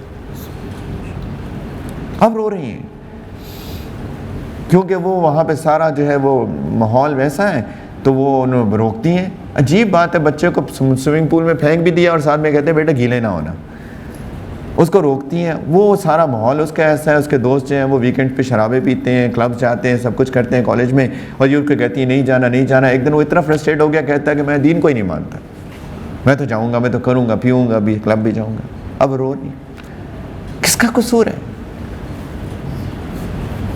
یہ میاں بیوی کو، شوہر بیوی کو آپس سے مل کے سوچنے کی ضرورت ہے. اپنی اولاد کو اپنے ہاتھوں سے جہنمی نہ بنائیں. یہ ذمہ داری ہے. اللہ نے اگر اولاد دی ہے، شادی کی ہے، اولاد پیدا ہوئی ہے تو اب یہ ذمہ داری ہے. کلکم راعٍ وکلکم مسئول عن رعیتہ والامیر راعٍ والرجل راعٍ علی اہل بیتہ والمرأة راعیۃ علی بیت زوجہا وولدہ. نبی کریم صلی اللہ علیہ وسلم تم سب لوگ ذمہ دار ہو، چرواہوں کی طرح ہو، اور تم سب سے اپنی ذمہ داری کے بارے میں، اپنی بھیڑ بکریوں کے بارے میں سوال کیا جائے گا. کلکم مسئول عن رعیتہ والامیر راعٍ. جو بڑا ہوتا ہے، جو ذمہ دار ہوتا ہے وہ بھی ذمہ دار ہے. والرجل راعٍ علی اہل بیتہ. ایک مرد اپنے گھر والوں کا ذمہ دار ہے، اپنی بیوی کا، اپنی اولاد کا، اپنے گھر کا، اس کے ماحول کا ذمہ دار ہے. اس سے پوچھا جائے کہ اپنی ذمہ داری پوری کی کہ نہیں. یہی میں عرض کر رہا تھا، آپ سے حقوق کا سوال کیا جائے گا، آپ سے آپ کے فرائض کا سوال کیا جائے گا. والمرأة راعیۃ علی بیت زوجہا وولدہ. عورت ذمہ دار ہے اپنے شوہر کے گھر کی بھی اور اس کی اولاد کی بھی.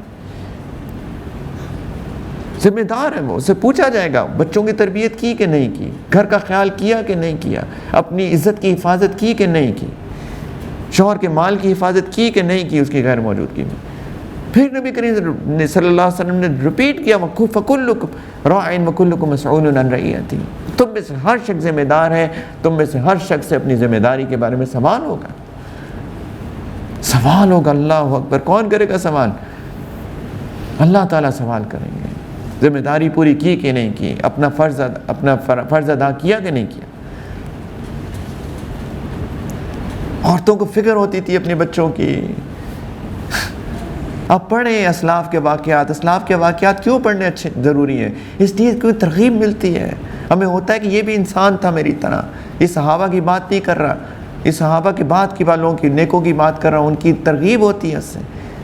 یہ جتنے بڑے نام سنتے ہیں نا، اللہ کے ولی جن کو ہم آج کہتے ہیں، بزرگ کہتے ہیں جن کو، ان کے پیچھے کس کا ہاتھ تھا؟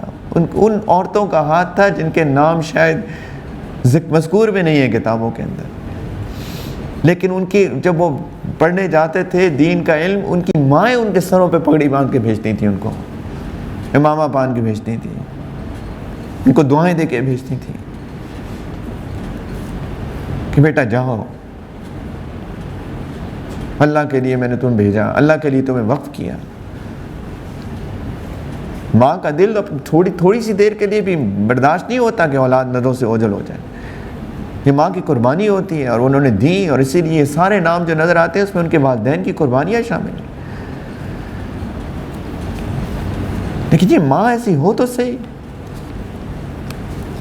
جس کو اپنے فون اور اپنے انٹرنیٹ اور اپنی فیس بک کے سٹیٹس اپڈیٹ کرنے اور اپنی دوستوں سے چیٹ کرنے اور گپے مارنے اور کافی مارننگز اور ٹی مارننگز اور اپنی گیٹ ٹوگیدرز اور اپنی نائٹ آؤٹس اور پتہ نہیں کیا کیا اسے فرصت ملے.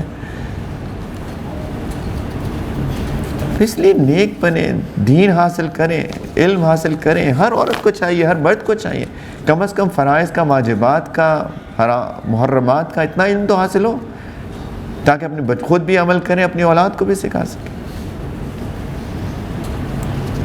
اپنے شوہر کا خیال کو کنسول کریں. کبھی کبھی ایسا ہوتا ہے کہ وہ گھر آیا دفتر سے، اس کا دفتر میں کچھ ہو گیا، کوئی اونچ نیچ ہو گئی، تو اس کا ہی مطلب تو نہیں ہے کہ آپ ان سے لڑنا شروع کر دیں کہ یہ کیسا شکل لے کے آ گئے، آپ تو ہمیشہ ہی ایسے آتے ہیں. پیار، پھر وہی بات، پیار کی زبان سے پوچھ لیں خیر تو ہے، کیا ہوا؟ اور وہ بھی بتا دے تو اس کو کنسول کریں، اس کا خیال کریں، اس سے پوچھیں کہ نیچے ٹھیک ہو جائے گا، خیر ہوگی انشاءاللہ، فکر نہیں کریں آپ، سب خیر ہوگی. کریں تو صحیح.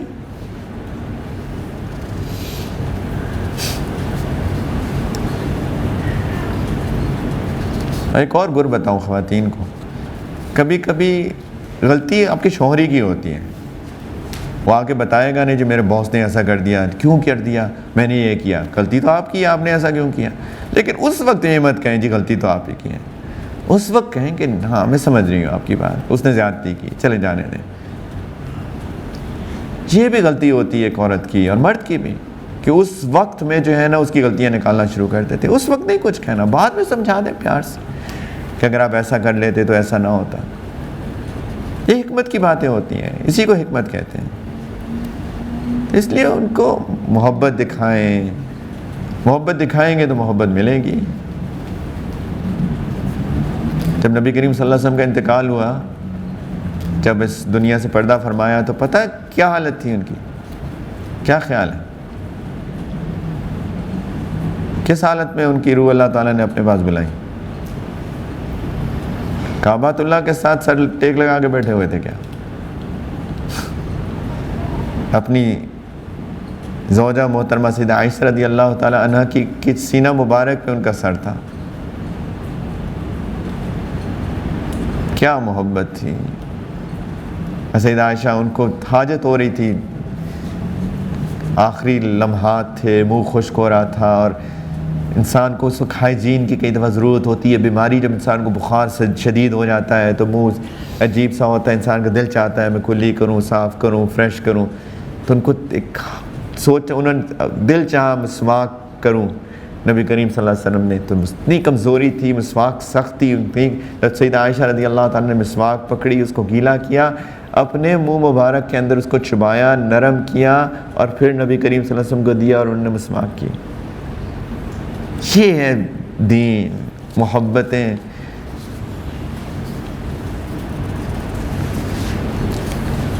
آپ دین پہ چلیں گی اور محبت پیار سے اپنے شوہروں کو بھی دین کی ترغیب دیں گی پیار سے، تو انشاءاللہ وہ بھی دین پر آئیں گے انشاءاللہ. ان کو ترغیب دیں دین پہ چلنے کی پیار محبت سے، ان کو کہیں کہ اللہ کے راستے میں خرچ کیا کریں۔ ہاں یہ خرچ کرنے کی جہاں تک بات ہے تو پھر خود بھی سوچ سمجھ کے خرچ کریں۔ شوہر کا جو مال ہے وہ محنت سے کماتا ہے، اڑانے کے لیے نہیں کماتا۔ میں نے کبھی یہ باتیں کرتا ہوں کہ محبت کریں، دوستی کریں، مردوں سے شوہروں سے جب میں بات کرتا ہوں میں کہتا ہوں یار آپ لوگوں کا محبت کا تعلق تو یہ ہے کہ آپ بینک اکاؤنٹ کھولیں تو ایک جوائنٹ بینک اکاؤنٹ کھول لیں۔ یہ کیا بات ہوئی آپ نے اپنے بینک اکاؤنٹ بند ایک الگ کر کے رکھا ہوا ہے، بیوی کو پتہ ہی نہیں ہے کتنے پیسے ہیں، وہ کہتے ہیں جی آپ کو نہیں پتہ ہم کیوں کرتے ہیں ایسا، کہتے ہیں جی وہ ہمیں اس کے ہاتھ میں جو دیتے ہیں وہ اڑا دیتی ہے۔ یہ تو بہت زیادتی کی بات ہے نا، اس کا مطلب ہے آپ نے اس کو اپنا سمجھا ہی نہیں۔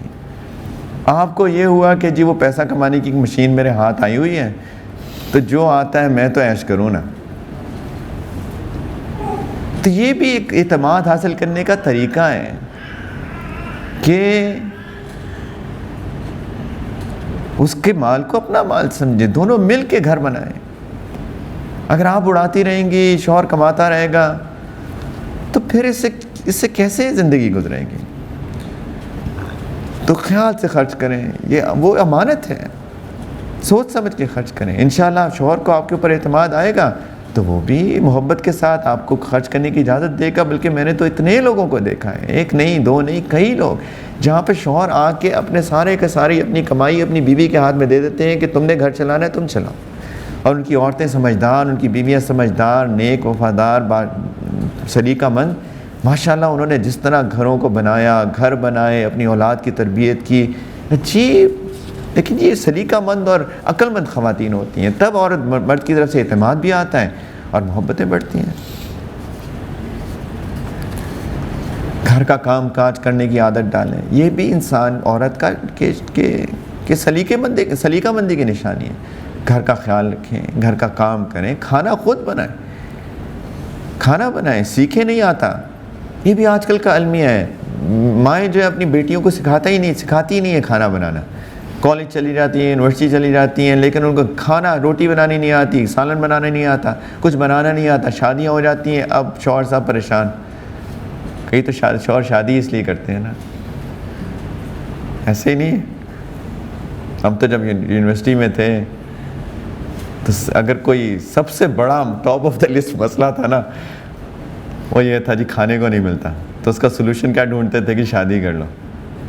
شادی کی باقی ساری ضروریات سائڈ پہ، سب سے بڑا جو مسئلہ حل ہوتا نظر آ رہا ہوتا تھا نا، وہ یہ تھا کھانا ملے گا، کیونکہ تنگ آ گئے تھے۔ لیکن مزہ آیا کہ جی وہ اس حل کو تلاش کرنے کے لیے شادی کریں اور بیگم صاحبہ آئیں اور بیگم صاحبہ کو کھانا ہی نہ بنانا ہے، تو پھر سوچیں کیا بنے گا اس شوہر کا۔ یہ نہیں ہے کہ خاتون کے اوپر کھانا بنانا فرض واجب ہے، وہ ایک الگ سٹوری ہے۔ میں اس وقت حقوق کی بات نہیں کر رہا، فرائض کی بات کر رہا ہوں۔ یہ اور بات ہے کہ بیوی کے اوپر کھانا بنانا فرض واجب نہیں ہے، اس کے گھر کی صفائی ستھرائی اس کے اوپر فرض واجب نہیں ہے، لیکن احسان کا تقاضا یہی ہے کہ وہ خدمت کریں، شوہر کی خدمت کریں، شوہر کی خدمت کریں، اس کو اجر ملے گا، جنت کے 8 دروازے کھل جائیں گے اس کے لیے۔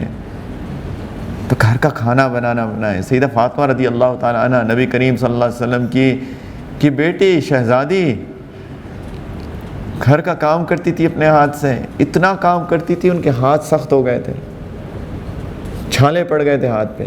ایک دو سیدنا علی رضی اللہ عنہ کو ترس آ گیا، انہوں نے کہا جاؤ اپنے والد صاحب کے پاس جاؤ، مجھے تو شرم آتی ہے، انہیں کہیں کہ اگلی دفعہ جب مال غنیمت میں غلام باندیاں آئیں تو ایک تمہیں بھی دے دیں، تمہاری مدد ہو جائے گی۔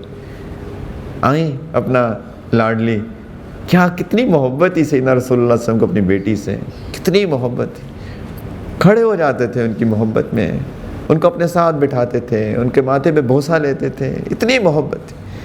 انہیں آ کے ان کے ہاتھ کے چھالے دیکھ، سوچیں اپنی بیٹی کے ہاتھ کے چھالے دیکھ کے باپ کا، ایک محبت کرنے والے باپ کے دل کو کیا گزری ہوگی، کیا رسول اللہ یہ حالت ہے، اگلی دفعہ اگر کچھ آئے غلام باندیاں تو ایک مجھے بھی مل جائے۔ تو انہوں نے کیا کہا، بیٹی میں ایک اور چیز نہ بتا دوں تمہیں، کہ جی بابا جان بتائیں. نے کہا بیٹی تم نے رات کو سوتے ہوئے جب سونے لگو رات کو سویا کرو, بستر میں لیٹا کرو تو 33 دفعہ سبحان اللہ الحمدللہ اللہ اکبر پڑھ لیا کرو, تو انشاءاللہ تمہاری اعانت ہو جائے گی, اللہ کی طرف سے تمہارے کاموں میں برکت ہو جائے گی. یہ نہیں کہا ہاں میں دوں گا, یعنی کرو کام بیٹی, اس میں تو کام میں تو خدمت میں عظمت ہے, خدمت سے خدا ملتا ہے. تو گھر کے اندر کام کاج کرنا, گھر کا خیال رکھنا, کھانے بنانا, صفائی ستھرائی, یہ تو ایک سلیقہ مند خاتون کا حصہ ہے, اس کے سلیقے کا حصہ ہے. کئی خواتین نے گھروں کو گندا رکھا ہوتا ہے, نہ کوئی سلیقہ نہ کوئی شعار, چیزیں ادھر ادھر پڑی ہوتی ہیں, نہ کھانا وقت پہ بنتا ہے نہ کچھ ہوتا ہے. یہ ایک اچھی بیوی کی نشانی نہیں ہے. ان اللہ تعالی جمیل یحب الجمال, اللہ تعالیٰ خوبصورت ہے, خوبصورتی کو پسند کرتے ہیں. خوبصورتی, سلیقہ مندی یہ دین کا حصہ ہے. ان اللہ یحب التوابین و یحب المتطہرین, اللہ تعالیٰ ان لوگوں سے محبت کرتے ہیں جو اپنے باطن کو بھی صاف کرتے ہیں, توبہ کرتے رہتے ہیں اپنی غلطیوں سے, اور اتحار بھی کرتے ہیں, صفائی ستھرائی کا شدید خیال کرتے ہیں, اپنا بھی اور اپنے ارد گرد کا بھی. اللہ کی خاطر نیت کریں. اگر اتنا موٹا نفس ہے کہ میں کیوں کروں, میں کمبائنڈ فیملی سسٹم میں رہتی ہوں, میں تو اپنی شوہر سے تو میں نے نکاح ہو گیا, تو میرے سسر اور ساس کی میں کیوں خدمت کروں. اللہ کی, وہ بھی تو اللہ کے بندے ہیں, ان کی خدمت کر لیں, آپ کو اجر ملے گا نمبر 1.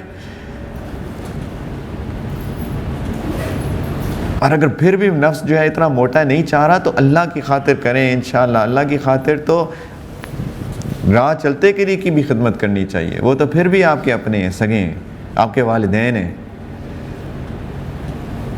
ہاں لیکن شوہر اتنی زیادتی بھی نہ کرے کہ پورے اب ٹبر کو ہی ساتھ رکھ لیں.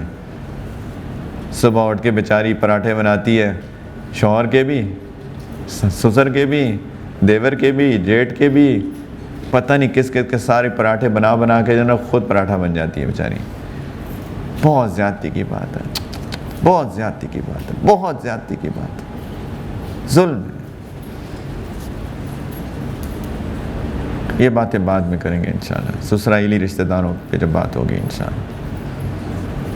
پلیز اپنے وقت کو قیمتی بنائیں, خواتین اپنے وقت کو قیمتی بنائیں. ہر وقت, میں پہلے بھی عرض کر چکا ہوں, فون پہ باتیں کرتے رہنا, اس کی غیبت اس کی غیبت, گناہ پہ گناہ کما رہی ہیں. وقت کا ضیاع الگ, گھر کا خیال نہیں ہو رہا. کئی خواتین کہتی ہیں جی وہ گھر کھانے نہیں بنتے, یہ نہیں ہوتا, وہ نہیں ہوتا. کبھی محاسبہ تو کریں اپنا, کتنا وقت ضائع کرتی ہیں دن میں. یہ تو ایک نعمت ہے اللہ کی طرف سے, نعمت, صحت بھی اور وقت بھی.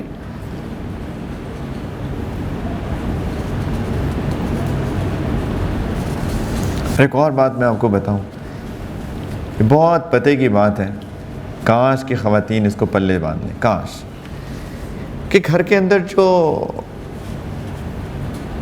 اونچ نیچ ہوتی ہیں نا, میں اللہ کا واسطہ دے کے آپ کو کہتا ہوں, الا یہ کہ شوہر بہت بڑا ظالم ہو, آپ کو مارتا ہو, آپ کو ابیوز کرتا ہو, فزیکل خدا نخواستہ, یا مینٹل ٹارچر کرتا ہو, وہ ایک ایکسیپشن ہے.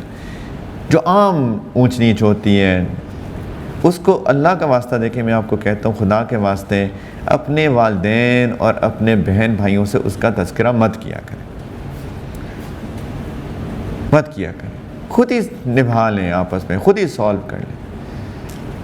اللہ تعالیٰ ماؤں کو بھی ہدایت دیں. کئی دفعہ اپنی ماؤں کو بتاتی ہیں, ماں اور پٹیاں پڑھاتی ہیں, اس کو اور ترغیب دیتی ہیں, اچھا ایسا کر رہا ہے, میرے پاس آ جاؤ, میں ٹھیک, میں سنبھال لوں گی, ہم مر گئے ہیں کیا, آ جاؤ. اور وہ آگ لگاتی ہیں, تیل ڈالتی ہیں اس کے اوپر, عجیب برباد کرتی ہیں اپنی بیٹیوں کا گھر اپنے ہاتھوں سے. بہت ظلم کرتے ہیں, سوچتے نہیں ہیں, سمجھتے نہیں ہیں, کیا عجیب ایک کھچڑی پکی ہوئی. لیکن اس کو اگر شروع میں ہی آپ بند کر دیں, اب بتائیں نا ان کو کیوں ذکر کرنا. شوہر نہیں سنتا, چلیں ایک میں آپ کو دوست بتاتا ہوں, آپ کو سنانے والا. وہ دوست ہے اللہ تعالیٰ. 2 رکعت پڑھیں, اپنے ہاتھ اٹھائیں, اللہ کے سامنے روئیں, گڑ گڑائیں. اگر واقعی آپ کے ساتھ کوئی زیادتی ہوئی ہے, اللہ کو بتائیں, انشاءاللہ معاملات ٹھیک ہو جائیں گے.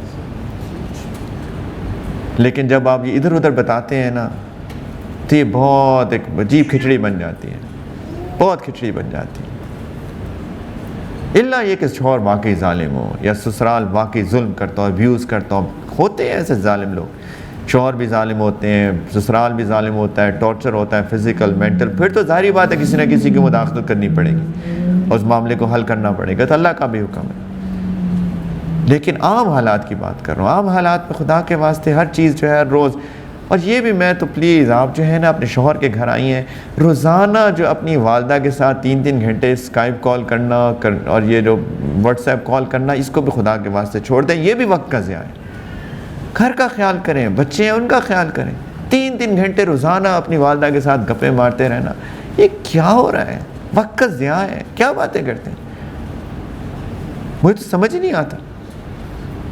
حال پوچھ لیا، چلے روز بات اگر پوچھنی ہے، حال پوچھ لیا، کیا حال ہے، آپ ٹھیک ہے، صحت ٹھیک ہے، کوئی بات، کوئی حاجت، کوئی ضرورت، وہ بھی بتا دی. 5 منٹ کی، 3 منٹ کی، 2 منٹ کی بات، حال چال پوچھ لیا، خیر خبر پتہ چل گئی، ختم ہو گئی بات. 3 گھنٹے، 2 گھنٹے فیس ٹائم کراؤ. پھر وہ بچہ ہو جاتا ہے، وہ والدہ کہتی ہیں جی بچے کو دکھاؤ، وہ بیٹھی دیکھتی رہتی ہیں جی اس کو. خدا کے واسطے اللہ کے بندو کیا کر رہے ہو؟ دیکھ لیا، اتنا دل چاہ رہا ہے جی یہ بچہ ہے، یہ دیکھ لیں آپ.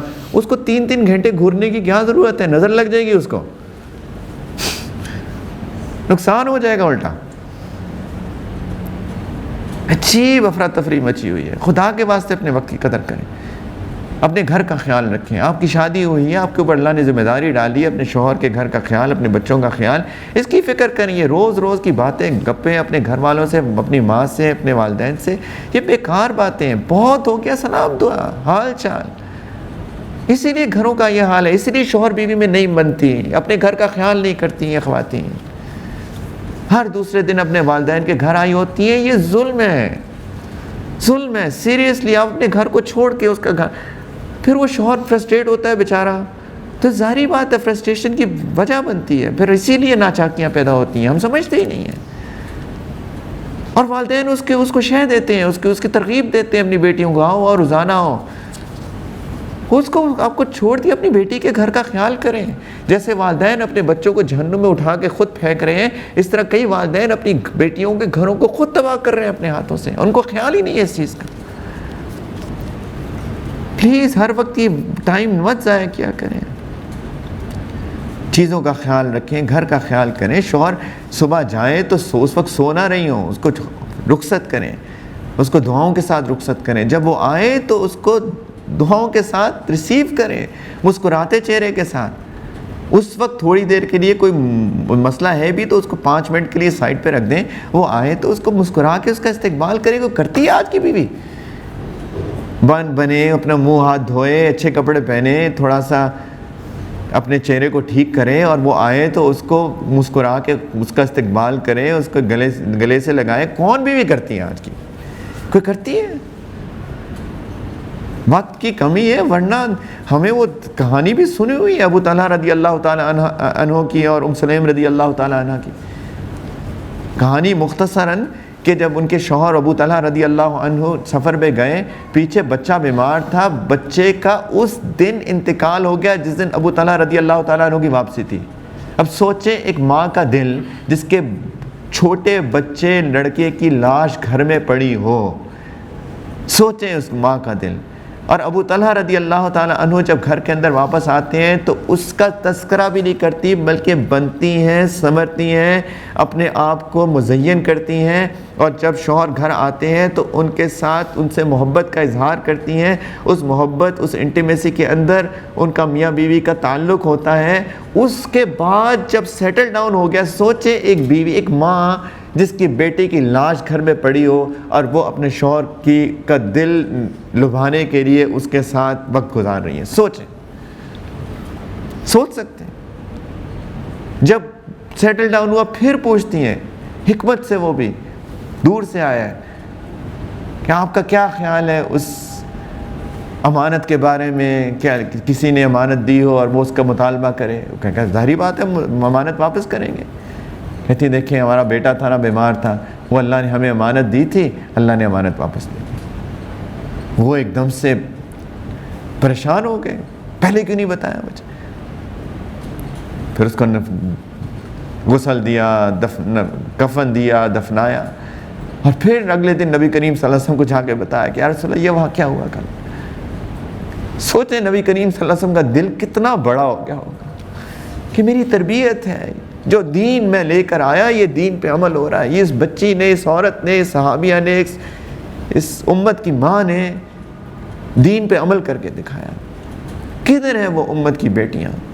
کہاں ہیں یہ وہ امتی بیٹیاں جو اپنا سب کچھ سائڈ پہ رکھ کے جب شوہر گھر پہ آئے تو اپنے آپ کو بنا سنوار کر اس کو مسکراہٹ کے ساتھ اس کا استقبال کریں، اس سے محبت کا اظہار کریں؟ کدھر ہیں وہ؟ لیکن دین کی سمجھ ہی نہیں ہے. اپنی سہیلیوں سے ملنا ہوتا ہے، دعوت پہ جانا ہوتا ہے تو 4 گھنٹے جو ہیں وہ شیشے کے سامنے کھڑی ہوتی ہیں. شوہر نے گھر آنا ہوتا ہے تو اپنی حالت دیکھ خود سے. عجیب. رابعہ بصری رحمۃ اللہ علیہ کے بارے میں لکھا ہو کتنی بڑی بزرگ عورت تھی. ہر روز رات کو تیار ہوتی تھی، اپنے شوہر کو کہتی تھی آپ کو میری ضرورت؟ وہ کہتے نہیں، تو جا کے مصلی بچھا کے بیٹھ جاتی تھی اور اللہ کے ساتھ تعلق جوڑ لیتی. یہ ولایت لوگوں کو ایسے ہی نہیں ملتی. محبت کا اظہار آنکھوں سے، ہاتھ سے، الفاظ سے. خوشبو لگائیں، خوشبو ساری دنیا کے لیے لگاتے ہیں، اپنے شوہر کے لیے بھی لگا لیا کریں. ہاتھ پکڑنا، اظہار کرنا، کس کرنا، اس کے حق کرنا، یہ ساری کی ساری محبت کے اظہار کے طریقے ہیں. نہ شوہر کرتا نہ بیوی کرتی. سیدہ عائشہ شعر و شاعری کرتی تھی اپنے ہسبینڈ نبی کریم صلی اللہ علیہ وسلم کے لیے. پڑھے. اور ایک اور اس بات پہ میں ختم کرتا ہوں، بات بہت لمبی ہو گئی، کہ دیکھیں نکاح جہاں پہ ایک ساتھی کی ضرورت ہوتی ہے زندگی گزارنے کے لیے، وہاں پہ اللہ تعالیٰ نے ایک فطری جو انسان کے اندر ایک جذبہ رکھا ہے جنسی ضرورت، اس کو پورا کرنے کا حلال طریقہ بھی ہے. تو اس کی بھی سلوشن اللہ تعالیٰ نے حلال طریقے سے ایک حل دیا ہے اور اس پہ اجر ملتا ہے. نبی کریم صلی اللہ علیہ وسلم نے صحابہ کو بتایا اس پہ اجر ملتا ہے. صحابہ حیران ہو گئے، یا رسول اللہ اجر ملتا ہے؟ یہ تو انسان کی ایک فطری ضرورت ہے، اس میں اجر کون سی عبادت ہے؟ انہوں نے کہا دیکھو کیا سمجھایا نبی کریم صلی اللہ علیہ وسلم نے کتنی خوبصورتی سے. دیکھو اگر وہ شخص حرام طریقے سے اپنی ضرورت پورا کرتا گناہ ملتا کہ نہیں؟ ہاں گناہ تو ملتا. تو دیکھو جب حلال طریقے سے پورا کرے گا تو ثواب ملے گا کہ نہیں؟ ثواب ملے گا یا رسول اللہ. تو جب ایک ضرورت ہو. دیکھیں ایک اور بات میں بتاؤں، ضرورت سے زیادہ کھانا بھی بے وقوفی کی علامت ہے، اور ضرورت سے زیادہ کسی بھی اپنی فطری ضرورت کو پورا کرنا بھی بے وقوفی کی علامت ہے. یہ جانور کرتے ہیں، گدھے مشہور ہیں اس کے لیے. ضرورت سے زیادہ اپنی فطری ضرورتوں کو پورا کرنا یہ بے وقوفی کی علامت ہے، یہ کسی عقل مند کی علامت نہیں ہے. اعتدال کے ساتھ اگر شوہر اس ضرورت کا اظہار کرے کسی بھی طریقے سے، اشاروں سے، کنایوں سے، الفاظ سے، جسچرز کے ساتھ یا صراحتاً جس طرح بھی، اس وقت انکار کرنا ایک نہایت بیوی کے لیے انکار کرنا بے وقوفی ہے. اس کا دل نہیں بیچارہ. پھر میں کہوں اللہ کی خاطر کرو، اللہ کی خاطر کرو. اللہ کی خاطر بھی تو کچھ کرنا سیکھ لیں. 8 دروازے کھلنے کا تو انتظار ہے، تو اس 8 دروازوں کے کھلنے کے لیے تھوڑی قربانی دینی پڑتی ہے. اللہ کی خاطر خوش دلی کے ساتھ خوشی اس کو قبول کر لیں. اور اس کے اندر اتنی حکمتیں ہیں، اور مرد اس کو جانتے ہیں، معتدل مزاج مرد اس کو جانتے ہیں کہ اگر کسی کو ضرورت ہو اور اس کی ضرورت پوری ہو جائے وہ ٹھنڈا ہو جاتا ہے. اس کے بعد اس کا ادھر ادھر منہ مارنے کو دیکھنے کو، اگر وہ دین پہ چلتا ہے، اس کو سمجھ ہے دین کی، تو وہ ادھر ادھر منہ نہیں مارتا. پھر اس کی ضرورت پوری ہو رہی ہے طریقے سے. لیکن وہ عورتیں، وہ بیویاں جو کہ اس کو ٹالتی رہتی ہیں، پھر وہ اپنے پیروں پر خود کلہاڑی بھی مارتی ہیں. ایک تو شوہر کے اندر چڑچڑا پن پیدا ہوگا ظاہری بات ہے مجھے کھانے کو نہیں مل رہا، وہ 5 دن گزر گئے تو میں آپ کیا مجھ سے ایکسپیکٹ کرتے ہیں؟ کوئی یہاں پہ بیٹھا کہہ کے مار رہا ہوں گا؟